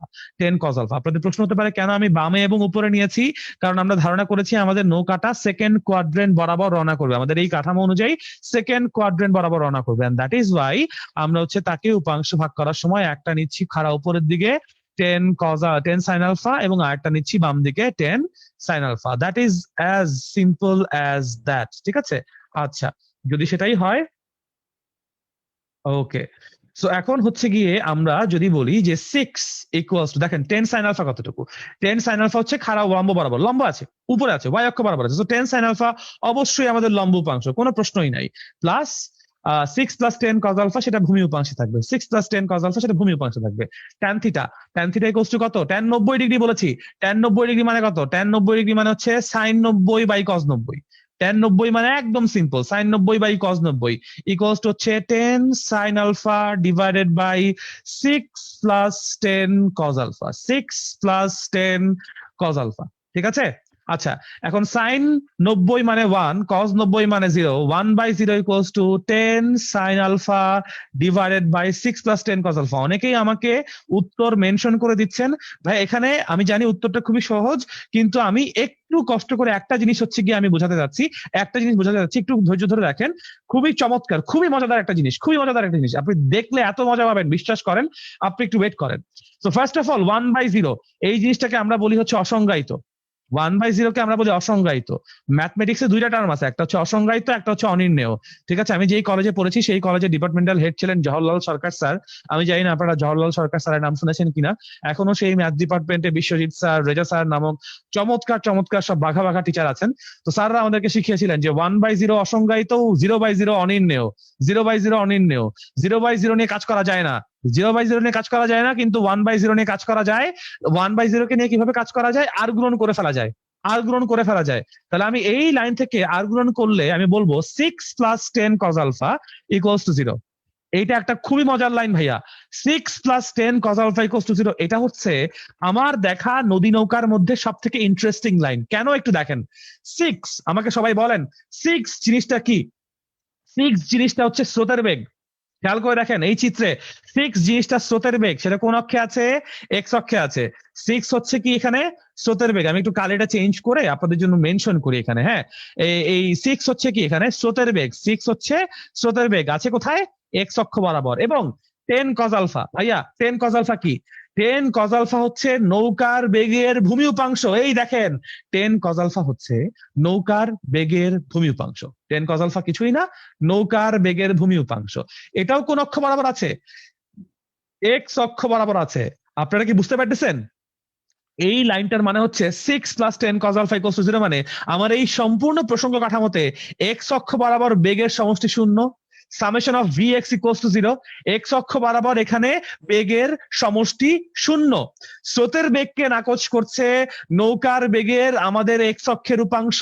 অথবা দেখেন 6 equals to minus 10 cos alpha, 6 equals to minus 10 cos alpha. দেখেন স্রোতের বেগ এবং নৌকার বেগের ভূমি উপাংশ পরস্পর সমান কিন্তু বিপরীতমুখী। স্রোতের বেগ এবং নৌকার বেগের ভূমি উপাংশ পরস্পর সমান কিন্তু বিপরীতমুখী। সুতরাং 6 plus 10 cos alpha equals to 0 বা 6 মাইনাস 10 কজ আলফা বলে এখান থেকে আমরা আলফার মান বের করে ফেলতে পারবো। আলফার মান আসবে cos inverse minus 3/5, cos inverse minus 3/5। এটার মান বোধহয় আপনাদের ক্যালকুলেটরে আসা উচিত 126.87। সেটা আমার বোঝানো মূল লক্ষ্য না, এটা সবাই পারেন, বইয়ে এই অঙ্কটা সবাই করছেন। কিন্তু এই জিনিসটা বুঝেন, আমরা অঙ্কটাকে এমন ভাবে সেট করেছি, আমাদের শর্তটা এমন ভাবে সেট হয়েছে যাতে করে নৌকার বেগের ভূমি উপাংশ স্রোতের বেগকে নাকচ করে দেয়, এক্স অক্ষের উপাংশ পরস্পরকে ক্যান্সেল করে দেয়। ব্যাপারটা দেখেন, ব্যাপারটা দেখেন। এক্স অক্ষের উপাংশ যদি পরস্পরকে ক্যান্সেল করে দেয় তাহলে লাভটা কি? আমি চিত্রটা একবার এঁকে দেখাই, তাহলে বুঝবেন যে লাভটা কি। হ্যাঁ, কেন এই কথাটাকে আমি হচ্ছে গিয়ে বুঝাচ্ছি, কেন এই জিনিসটা বুঝাচ্ছি, সেটা আপনারা এখনই বুঝবেন, খুবই মজা পেয়ে যাবেন আশা করি। এবং এটা হলে যে কোনো ধরনের আপনারা নদী নৌকার অঙ্ক সলভ করতে পারবেন। আমাকে বলছে সর্বনিম্ন পথে যাইতে, আমাকে বলছে সর্বনিম্ন পথে যাইতে, তার মানে শুরুতেই বলছি আমরা লম্ব দূরত্ব। অনেকেই কমেন্টে মেনশন করে বলছেন আমাকে, জি ভাইয়া লম্ব দূরত্ব, আমরা তো জানি লম্ব দূরত্ব, এত কথা কেন বলতেছেন ভাইয়া? কারণ লম্ব দূরত্ব মানে সরণ শুধুমাত্র y অক্ষে হইতে হবে। লম্ব দূরত্ব মানে আপনারা বুঝেন সরণ শুধুমাত্র y অক্ষে হইতে হবে। সরণ শুধুমাত্র y অক্ষে হইতে হবে মানে কি? বেগটাও শুধুমাত্র y অক্ষে থাকতে হবে। কিন্তু আমাদের লাক খারাপ, আমাদেরকে বলছে স্রোতের এক্স অক্ষ বরাবর একটা ডিস্টারবেন্স আছে, স্রোত এসে আমাদেরকে ঝামেলা করতেছে। এন্ড দিস ইজ ওয়াই আমি বলছি আমি নৌকাকে নিয়ে এমন বেগে রওনা করব এবং এমন কোণে রওনা করব, এমন আলফা কোণে রওনা করব যাতে করে আমার নৌকার দুইটা উপাংশ হবে। একটা হবে 10 কজ আলফা, আরেকটা হবে 10 সাইন আলফা। এখন ঘটনা হচ্ছে এই যে 10 কজ আলফা আছে, এই 10 কজ আলফা এবং 6 পরস্পরকে ক্যান্সেল আউট করে দিবে। খেয়াল করে দেখেন আমাদের এই পুরো সমীকরণে পুরো জায়গায় মাত্র দুইটা ভেক্টর আছে, তিনটা ভেক্টর আছে। একটা হচ্ছে 6 স্রোতের বেগ, একটা হচ্ছে 10 কজ আলফা নৌকার বেগের ভূমি উপাংশ, একটা হচ্ছে 10 সাইন আলফা নৌকার বেগের লম্ব উপাংশ। আমি যখনই বলতেছি 6 প্লাস 10 কজ আলফা সমান 0, ভালো মতো বোঝেন 6 প্লাস 10 কজ আলফা সমান 0, তার মানে এই পুরা প্রসঙ্গ কাঠামোতে এই 6 ভেলোসিটিটাও আর নাই, এই 10 ভেলোসিটিটাও আর নাই। তাহলে ভেলোসিটি আছে কোনটা? যদি আমি বলি 6ও নাই 10ও নাই, আছে তো শুধুমাত্র 10 সাইন আলফা। 10 সাইন আলফা কোন অক্ষ বরাবর? 10 সাইন আলফা কি এবি বরাবর না? আর 10 সাইন আলফা যদি শুধু এবি বরাবর থাকে, নৌকা যাবে কোথায়? নৌকা শুধুমাত্র এবি বরাবর থাকবে, সরি, নৌকা শুধুমাত্র এবি বরাবর থাকবে। বুঝতে পারছেন? সো দিস ইজ ওয়াই আমরা সর্বনিম্ন পথের সমীকরণটাকে এরকম পাই, 6 plus 10 cos alpha equals to 0। এই একটা লাইনই হচ্ছে গিয়ে আমাকে দরকার। আর ভাইয়া নৌকা আকাশে উড়াবো না, ঠিক আছে? ওয়াই অক্ষ আমাদের হচ্ছে গিয়ে ওয়াই অক্ষ উপরে নিচে না, মানে এভাবে না, ঠিক আছে? আমরা এখানে জেড অক্ষ বা মানে ভূমির সমতলেই এক্স অক্ষ ওয়াই অক্ষ নিয়ে চিন্তা করছি, ঠিক আছে? এটাই হচ্ছে গিয়ে আমাদের জন্য সিনারিও। সো দেখেন আমাদের ছিল দুইটা ভেক্টর, একটা ছিল 6, একটা ছিল 10 কজ আলফা, পরস্পরকে ক্যান্সেল আউট করে দিছে, ব্যাস। 6 এবং 10 কজ আলফা পরস্পরকে ক্যান্সেল আউট করে দিছে, এই যে সমীকরণটা বলেছি 10 সাইন আলফা, একটা মাত্র বেগ আছে, ওই দিকেই যাবে, ওই দিকেই দূরত্ব হবে, এবং দূরত্বের সমীকরণ আমরা বলবো sy equals to vy into টি।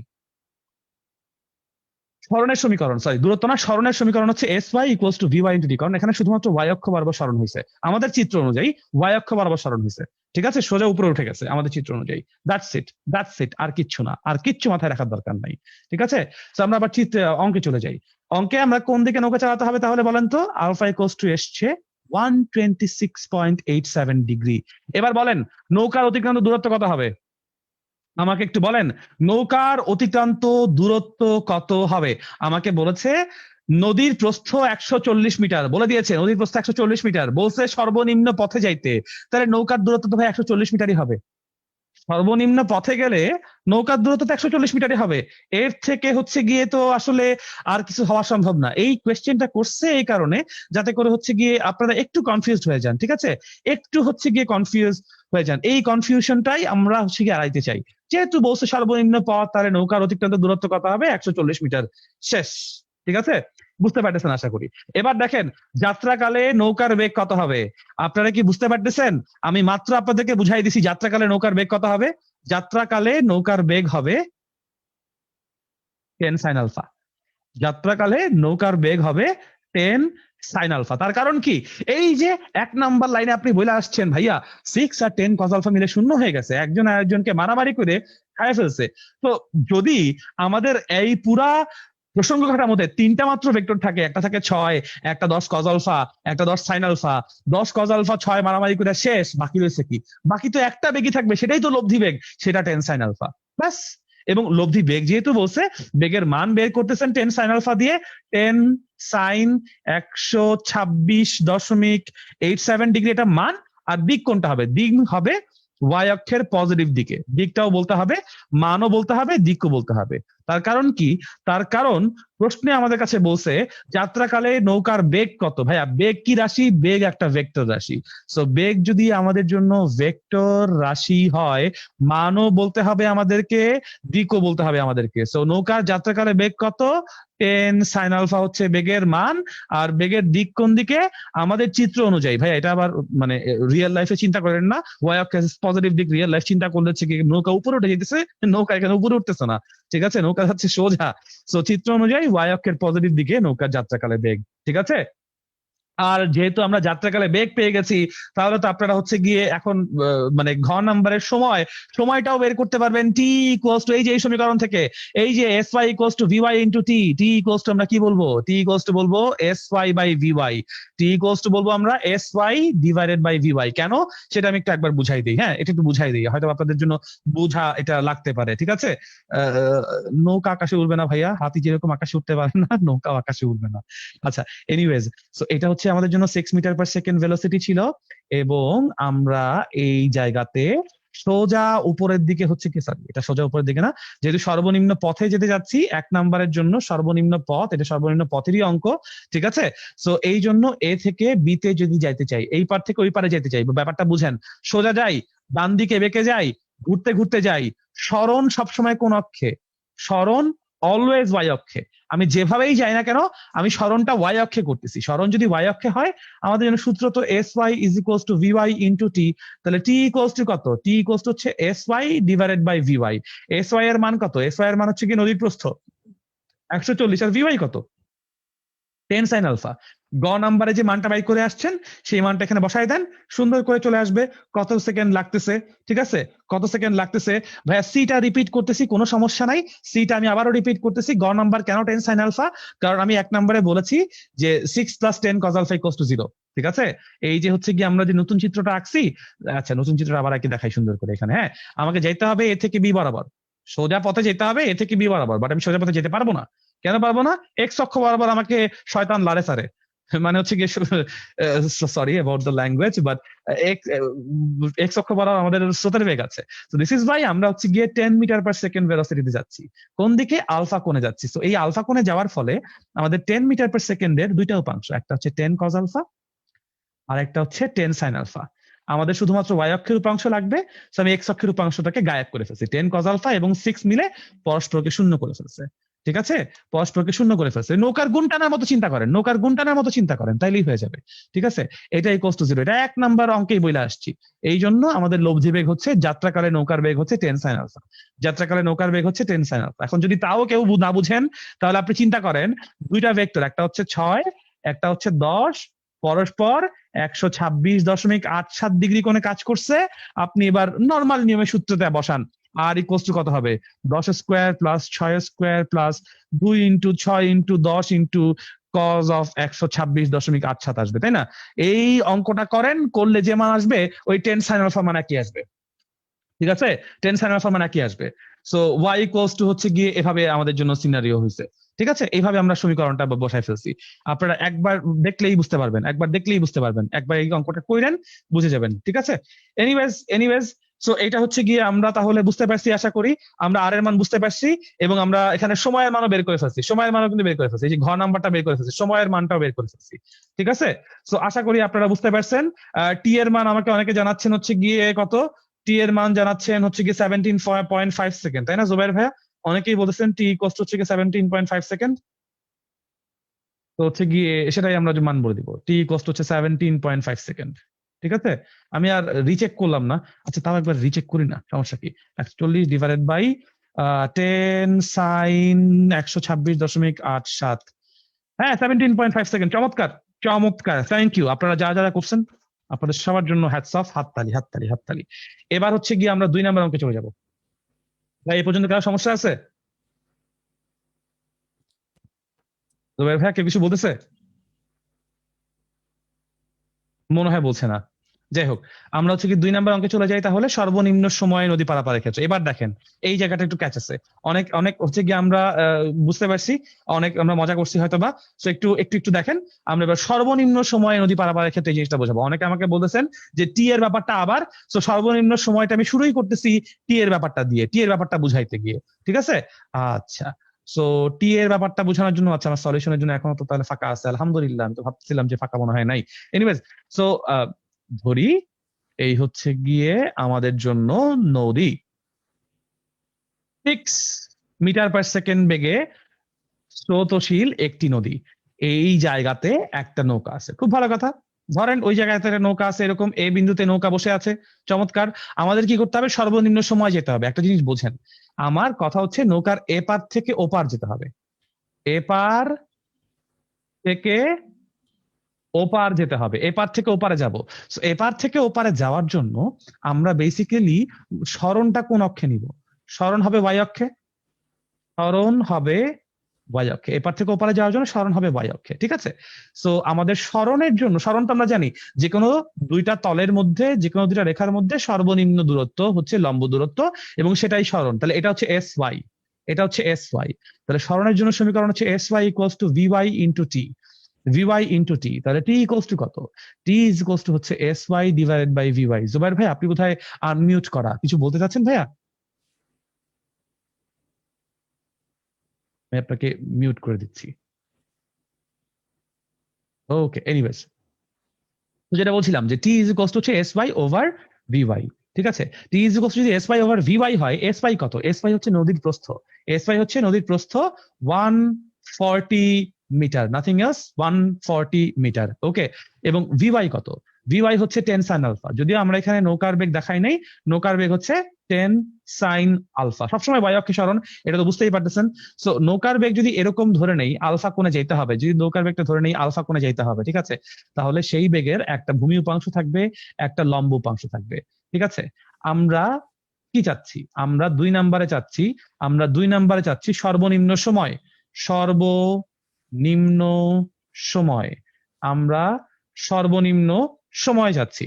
ঠিক আছে, সো সর্বনিম্ন সময় যদি চাই তাহলে টি ইকুয়ালস টু আমি বলবো 140 ডিভাইডেড বাই 10 সাইন আলফা। দেখেন নদীর প্রস্থ তো আমার চেঞ্জ হবে না, সো নদীর প্রস্থ যদি চেঞ্জ না হয়, 140 যদি চেঞ্জ না হয়, আমি কিন্তু বলতে পারি T is proportional to 1/10 sine alpha, T is proportional to 1/10 sine alpha, অথবা 10 যেহেতু ধ্রুবক তাহলে T is proportional to 1 sine alpha.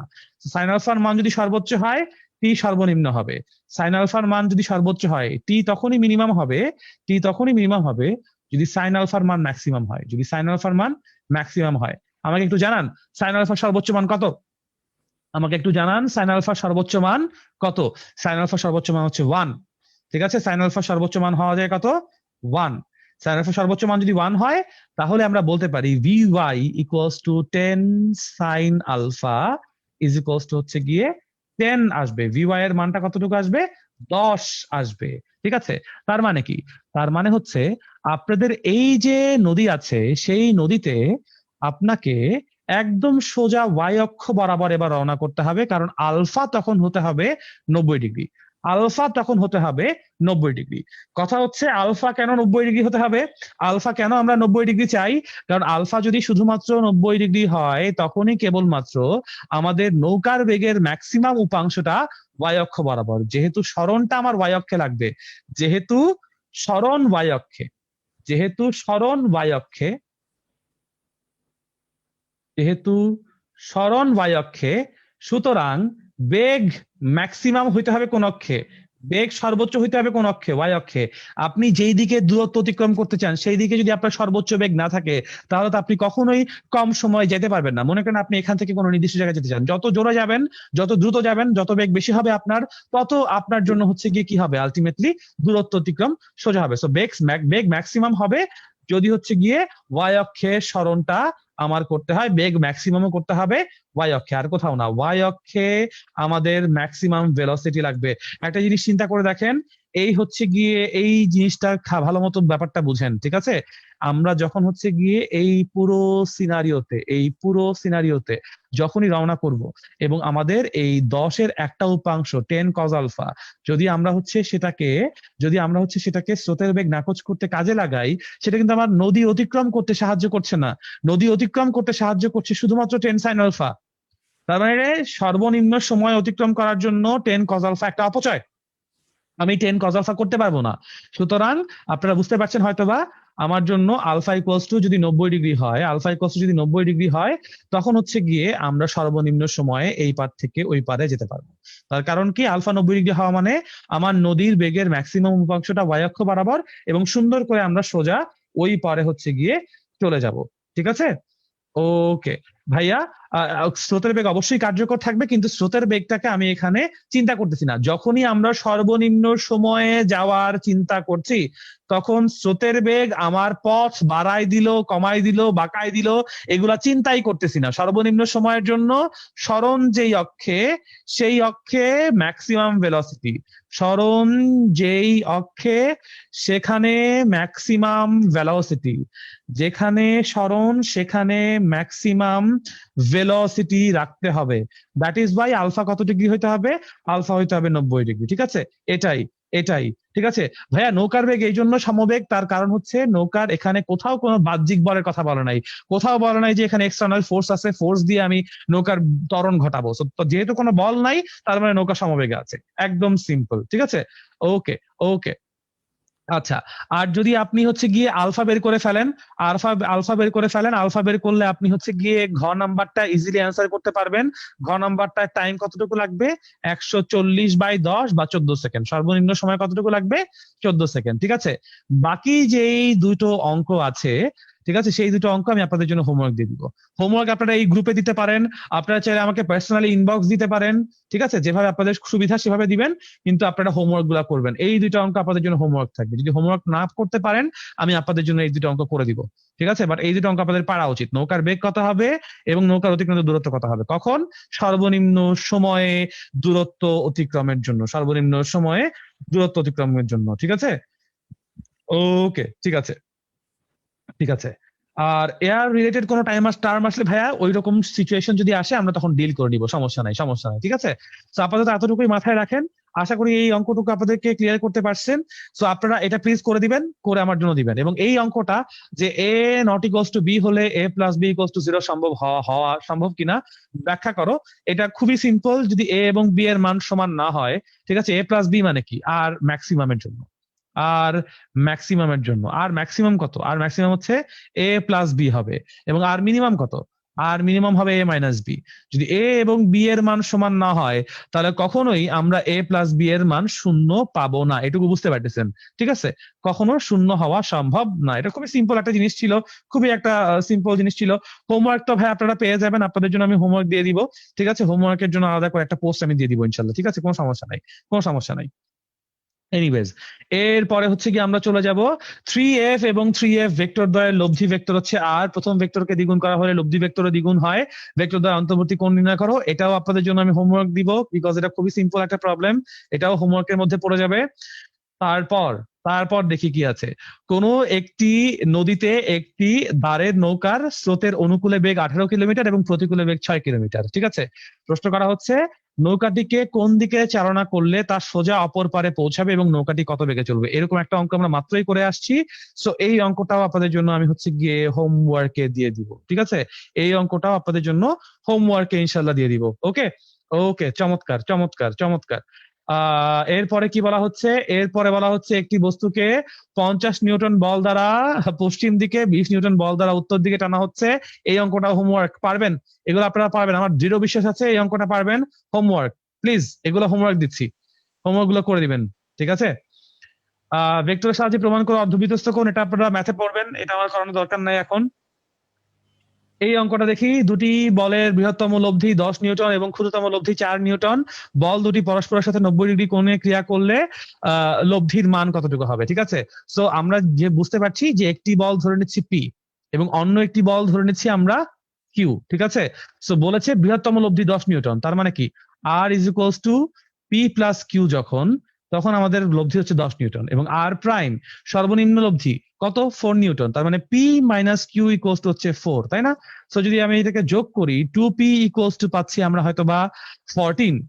2p equals to আমরা পাচ্ছি এখানে 14। সুতরাং p ইকুয়ালস টু আমরা এখানে কত পাবো? 7। p ইকুয়ালস টু যদি 7 পাই, তাহলে q ইকুয়ালস টু কত? q ইকুয়ালস টু হচ্ছে গিয়ে 3, if I am not very wrong. হ্যাঁ, q ইকুয়ালস টু 3। বলছে দুইটা ভেক্টর পরস্পরের সাথে 90 ডিগ্রি কোণে যদি কাজ করে, দুইটা বল, তাহলে এই হচ্ছে একটা বল বস্তু, যে বস্তুর উপর কাজ করবে বা কণা। একটা বল হচ্ছে গিয়ে বলছি 10 নিউটন, একটা বল বলছি আমরা 10 নিউটন, আসলে লব্ধি লম্ব ভাবে কাজ করছে, তাই না? এই হচ্ছে 10 নিউটন, আর এই হচ্ছে আমাদের জন্য 10 নিউটন কেন? 10 তো না, একটা 7 এবং একটা 3, সরি, একটা 7 নিউটন, একটা 3 নিউটন, মধ্যবর্তী কোণ 90 ডিগ্রি। বলেছে লব্ধির মান কত হবে, শুধু মান যেহেতু বলছে, সো মান √7² প্লাস 3², ঠিক আছে, অ্যাজ সিম্পল অ্যাজ দ্যাট, ঠিক আছে। এই সব প্রশ্ন আসলে আমার করার দরকার নাই। এইচডব্লিউ কোথায় সাবমিট করবেন ভাইয়া? গ্রুপে সাবমিট করে দিন, এইচডব্লিউ আপনারা গ্রুপে সাবমিট করে দিন, ঠিক আছে। ওকে, ওকে। এরপরে হচ্ছে গিয়ে এই অঙ্কটা not important, not important for now. 30 Newton বলে ওয়াই অক্ষের সাথে 60 ডিগ্রি কোণ আনত, এক্স এবং ওয়াই অক্ষ বরাবর দুটি উপাংশ নির্ণয় করে এবং উহাদের যোগফল এবং বিয়োগফল নির্ণয় করো। বলা হচ্ছে 30 নিউটন একটি বল, এটাও আপনারা পারবেন, এটাও আপনারা পারবেন। আপনাদের জন্য আমি এটাও হোমওয়ার্ক দিয়ে দিচ্ছি, সবগুলো অঙ্ক আমি হোমওয়ার্ক দিয়ে দিব, কারণ হচ্ছে গিয়ে এগুলো আমি এখন করাবো না, এই অঙ্কটা আমি এখন করাই দিব আপনাদেরকে। দেখেন বলা হচ্ছে চিত্রের 50 নিউটন এবং 100 নিউটনের দিকে বলের লব্ধি নির্ণয় করো। 50 নিউটন এবং 100 নিউটনের দিকে, 50 নিউটন এবং 100 নিউটনের দিকে বলের লব্ধি নির্ণয় করতে বলেছে। ঠিক আছে, সো হচ্ছে গিয়ে আমরা বেসিক্যালি এই 50 নিউটন এটাকে ফিক্স করি এবং 100 নিউটন এটাকে ফিক্স করি, এদের দুজনের দিকে লব্ধি বের করতে বলছে। সো লব্ধি যদি বের করতে বলে, আমি প্রথমে যেটা করব, আমি হচ্ছে উপাংশে ভাগ করব। এখানে যে অঙ্কগুলো আছে সেগুলো হচ্ছে গিয়ে এখানে উপাংশে ভাগ করব। ওকে, উপাংশে ভাগ করব। আমাকে একজন ভাইয়া বলেছেন যে প্রথম থেকে শুরু করা হচ্ছে, সো এটা নিয়ে আসলে কি ঝামেলা বুঝতে পারছি না আসলে। এনিওয়েজ, জুবাইর ভাই কি আছেন?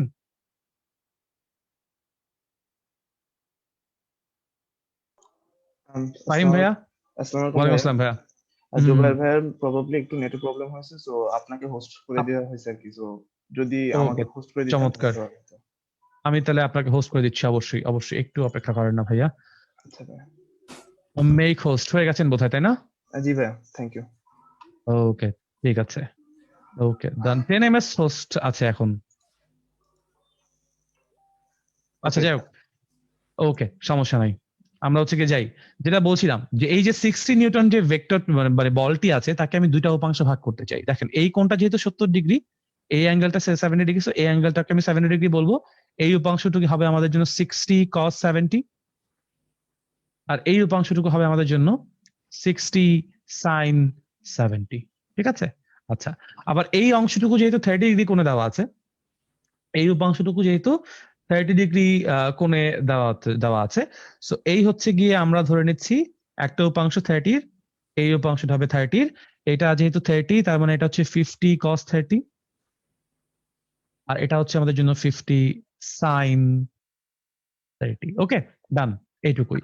সো এবার আমরা কি করব, আমরা যদি হচ্ছে 50 নিউটন যে ভেক্টরটি আছে তাকে যদি আমি এফ ওয়াই বলি, এবং 100 নিউটন সেটাকে যদি আমি এফ এক্স বলি, তাহলে প্রথমে summation of F of x, summation of F of x হচ্ছে 100 নিউটন মাইনাস 60 sin 70। মাইনাস কেন? কারণ 100 নিউটন ধরে নিচ্ছি আমরা এক্স অক্ষের ডান দিকটাকে পজিটিভ, তাহলে এই যে 60 sin 70 দেখেন এটা এক্স অক্ষের নেগেটিভ দিকে আছে, সো দ্যাটস ওয়াই মাইনাস।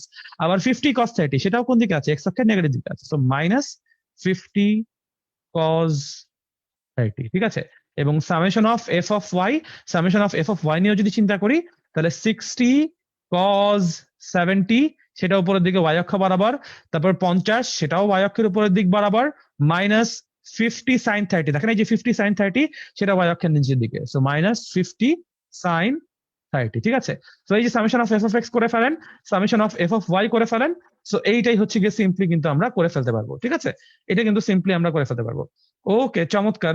অনেকে আমাকে অলরেডি হচ্ছে লব্ধির মান এবং দিক বের করে ফেলেছে। আমি আবারও বোঝাচ্ছি, আমি কিছুই করিনি, প্রতিটা উপাংশকে আমরা দুটো অংশে ভাগ করেছি, প্রতিটা ভেক্টরকে আমরা দুটো উপাংশে ভাগ করেছি লম্বাংশ উপপাদ্য অনুযায়ী। ঠিক আছে, সো এই যে 60 ডিগ্রির যে উপাংশটি আছে তাকে আমরা একটা হচ্ছে গিয়ে 60 sin 70 এবং 60 cos 70 এই দুটো উপাংশ ভাগ করেছি, এবং আমরা ডিরেকশন ধরেছি, তারপর আমরা summation of F of X এবং summation of F of Y বের করে অঙ্কটা করে ফেলেছি। ঠিক আছে, এনিওয়েজ, সো এটা আশা করি আপনারা আরেকবার দেখলেই বুঝতে পারবেন। ঠিক আছে, কোনো সমস্যা হওয়ার কথা না, জাস্ট উপাংশ ভাগ করবে। এবং খেয়াল করে দেখেন আমরা এখানে যে উপাংশগুলোকে ভাগ করেছি, আমি উপাংশগুলোকে আরেকবার ভাগ করে দেখাই আপনাদের জন্য সুবিধার জন্য। ঠিক আছে, উপাংশগুলোকে আমরা কিভাবে ভাগ করেছি সেটা আমি আরো একবার আপনাদের জন্য বুঝিয়ে আজকে ক্লাসটা শেষ করে দিব ইনশাআল্লাহ।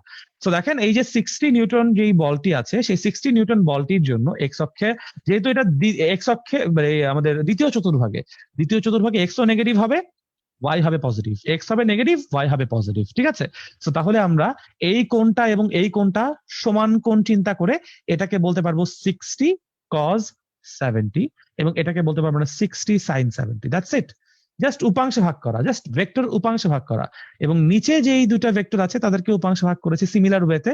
সো এটা হয়ে গিয়েছিল আমাদের জন্য 50, এটা যেহেতু থার্ড কোয়াড্রেন্টে এক্স ও নেগেটিভ, ওয়াই ও নেগেটিভ, সো 50 cos 30 এবং হচ্ছে গিয়ে 50 sin 30। ঠিক আছে, এরকম করে এবার summation of F F x এবং সামেশন অফ এফ ওয়াই করলে ইনশাল্লাহ হচ্ছে গিয়ে পেরে যাবেন।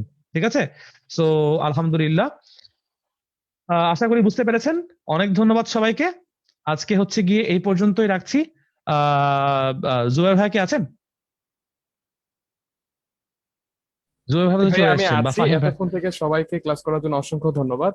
জি জি আসলে জি, আমার হুট করে একটু পিসিতে প্রবলেম হয়েছিল, তো আজকের ক্লাসটা অসংখ্য কোনো সমস্যা নেই। ভালো হয়েছে। এবং শেষের দিকে বিশেষ করে আমি সবাইকে ধন্যবাদ জানাই, শেষের দিকে যখন প্রবলেম সলভিংটা শুরু হলো সবাই জি আসলে অনেক বেশি ফোকাস ছিল ক্লাসের দিকে, সবাই অ্যান্সার সাবমিট করতেছিল। তো এইভাবে যদি প্রতিটা ক্লাস যদি কন্টিনিউয়াসলি চলে, আশা করা যায় আলহামদুলিল্লাহ আমাদের ক্লাসে কোনো সমস্যা হবে না। এবং ভাইয়া বরাবরের মতোই অনেক এনার্জেটিক ক্লাস নেন, ভবিষ্যতে ক্লাসগুলো আরো বেশি এনার্জেটিক হবে। এবং ভাইয়া যেটি বললেন যে অবশ্যই প্রস্তুতি নিয়ে একটু বইটা দেখে আসার চেষ্টা করা। তো ভাইয়া হ্যাঁ, আমরা এটা শুধুমাত্র ক্লাসে, আমার ক্লাসে না, এটা সবগুলো ক্লাসের জন্যই। তাহলে সবগুলো টিচারের জন্যই অনেক ভালো হয় আর কি আসলে। তো সবার ক্লাসের জন্য এই কাজটা করেন প্লিজ। জি, তো ভাইয়া আর সর্বোচ্চ 5 মিনিট আপনি ক্লাস নিতে পারেন, যদি কিছু বলার থেকে বোঝানোর থেকে সেটা করতে আমার চান। এবং আর কিছু বলার নেই, কারণ নতুন যদি টপিক শুরু করতে যাই 5 মিনিট আসলে কভার করতে পারবো না। সো আজকে এই পর্যন্তই রেখে দিই ওদের জন্য। নেক্সট ক্লাসে হচ্ছে কি আমরা এখান থেকে পিক আপ করবো ইনশাল্লাহ। আচ্ছা, ইনশাআল্লাহ। তাহলে কারো কোনো সেরকম কোনো স্পেসিফিক প্রশ্ন নেই। আহ, আশা করা যায় আজকে ক্লাস থেকে সবাই অনেক বেশি উপকৃত হবেন, এবং ভবিষ্যতে ক্লাসগুলো আরো অনেক বেশি এনার্জেটিক এবং অনেক বেশি ক্রিয়েটিভ ক্লাস হবে ইনশাল্লাহ। তো আজকের মতো তাহলে আমি আমরা সবাই 10 মিনিট স্কুলের পক্ষ থেকে আমাদের এই ফিজিক্স ডিপার্টমেন্ট আজকের মতো ক্লাসটা এখানেই সমাপ্ত করছি। সবাই ভালো থাকবেন, সুস্থ থাকবেন, এবং অবশ্যই সচেতন থাকার চেষ্টা করবেন, এবং অবশ্যই মনোযোগ দিয়ে পড়বেন। তো ভাইয়া, আপনাকে জি, অসংখ্য ধন্যবাদ ক্লাসটা সুন্দরভাবে নেওয়ার জন্য। তোমাকে অনেক নেক্সট ডেতে ধন্যবাদ ভাইয়া। ইনশাল্লাহ দেখা হবে। আচ্ছা, ওয়েলকাম। ইনশাল্লাহ ইনশাল্লাহ। আল্লাহ হাফেজ সবাইকে, আল্লাহ হাফেজ, আসসালামু আলাইকুম। ওয়ালাইকুম আসসালাম।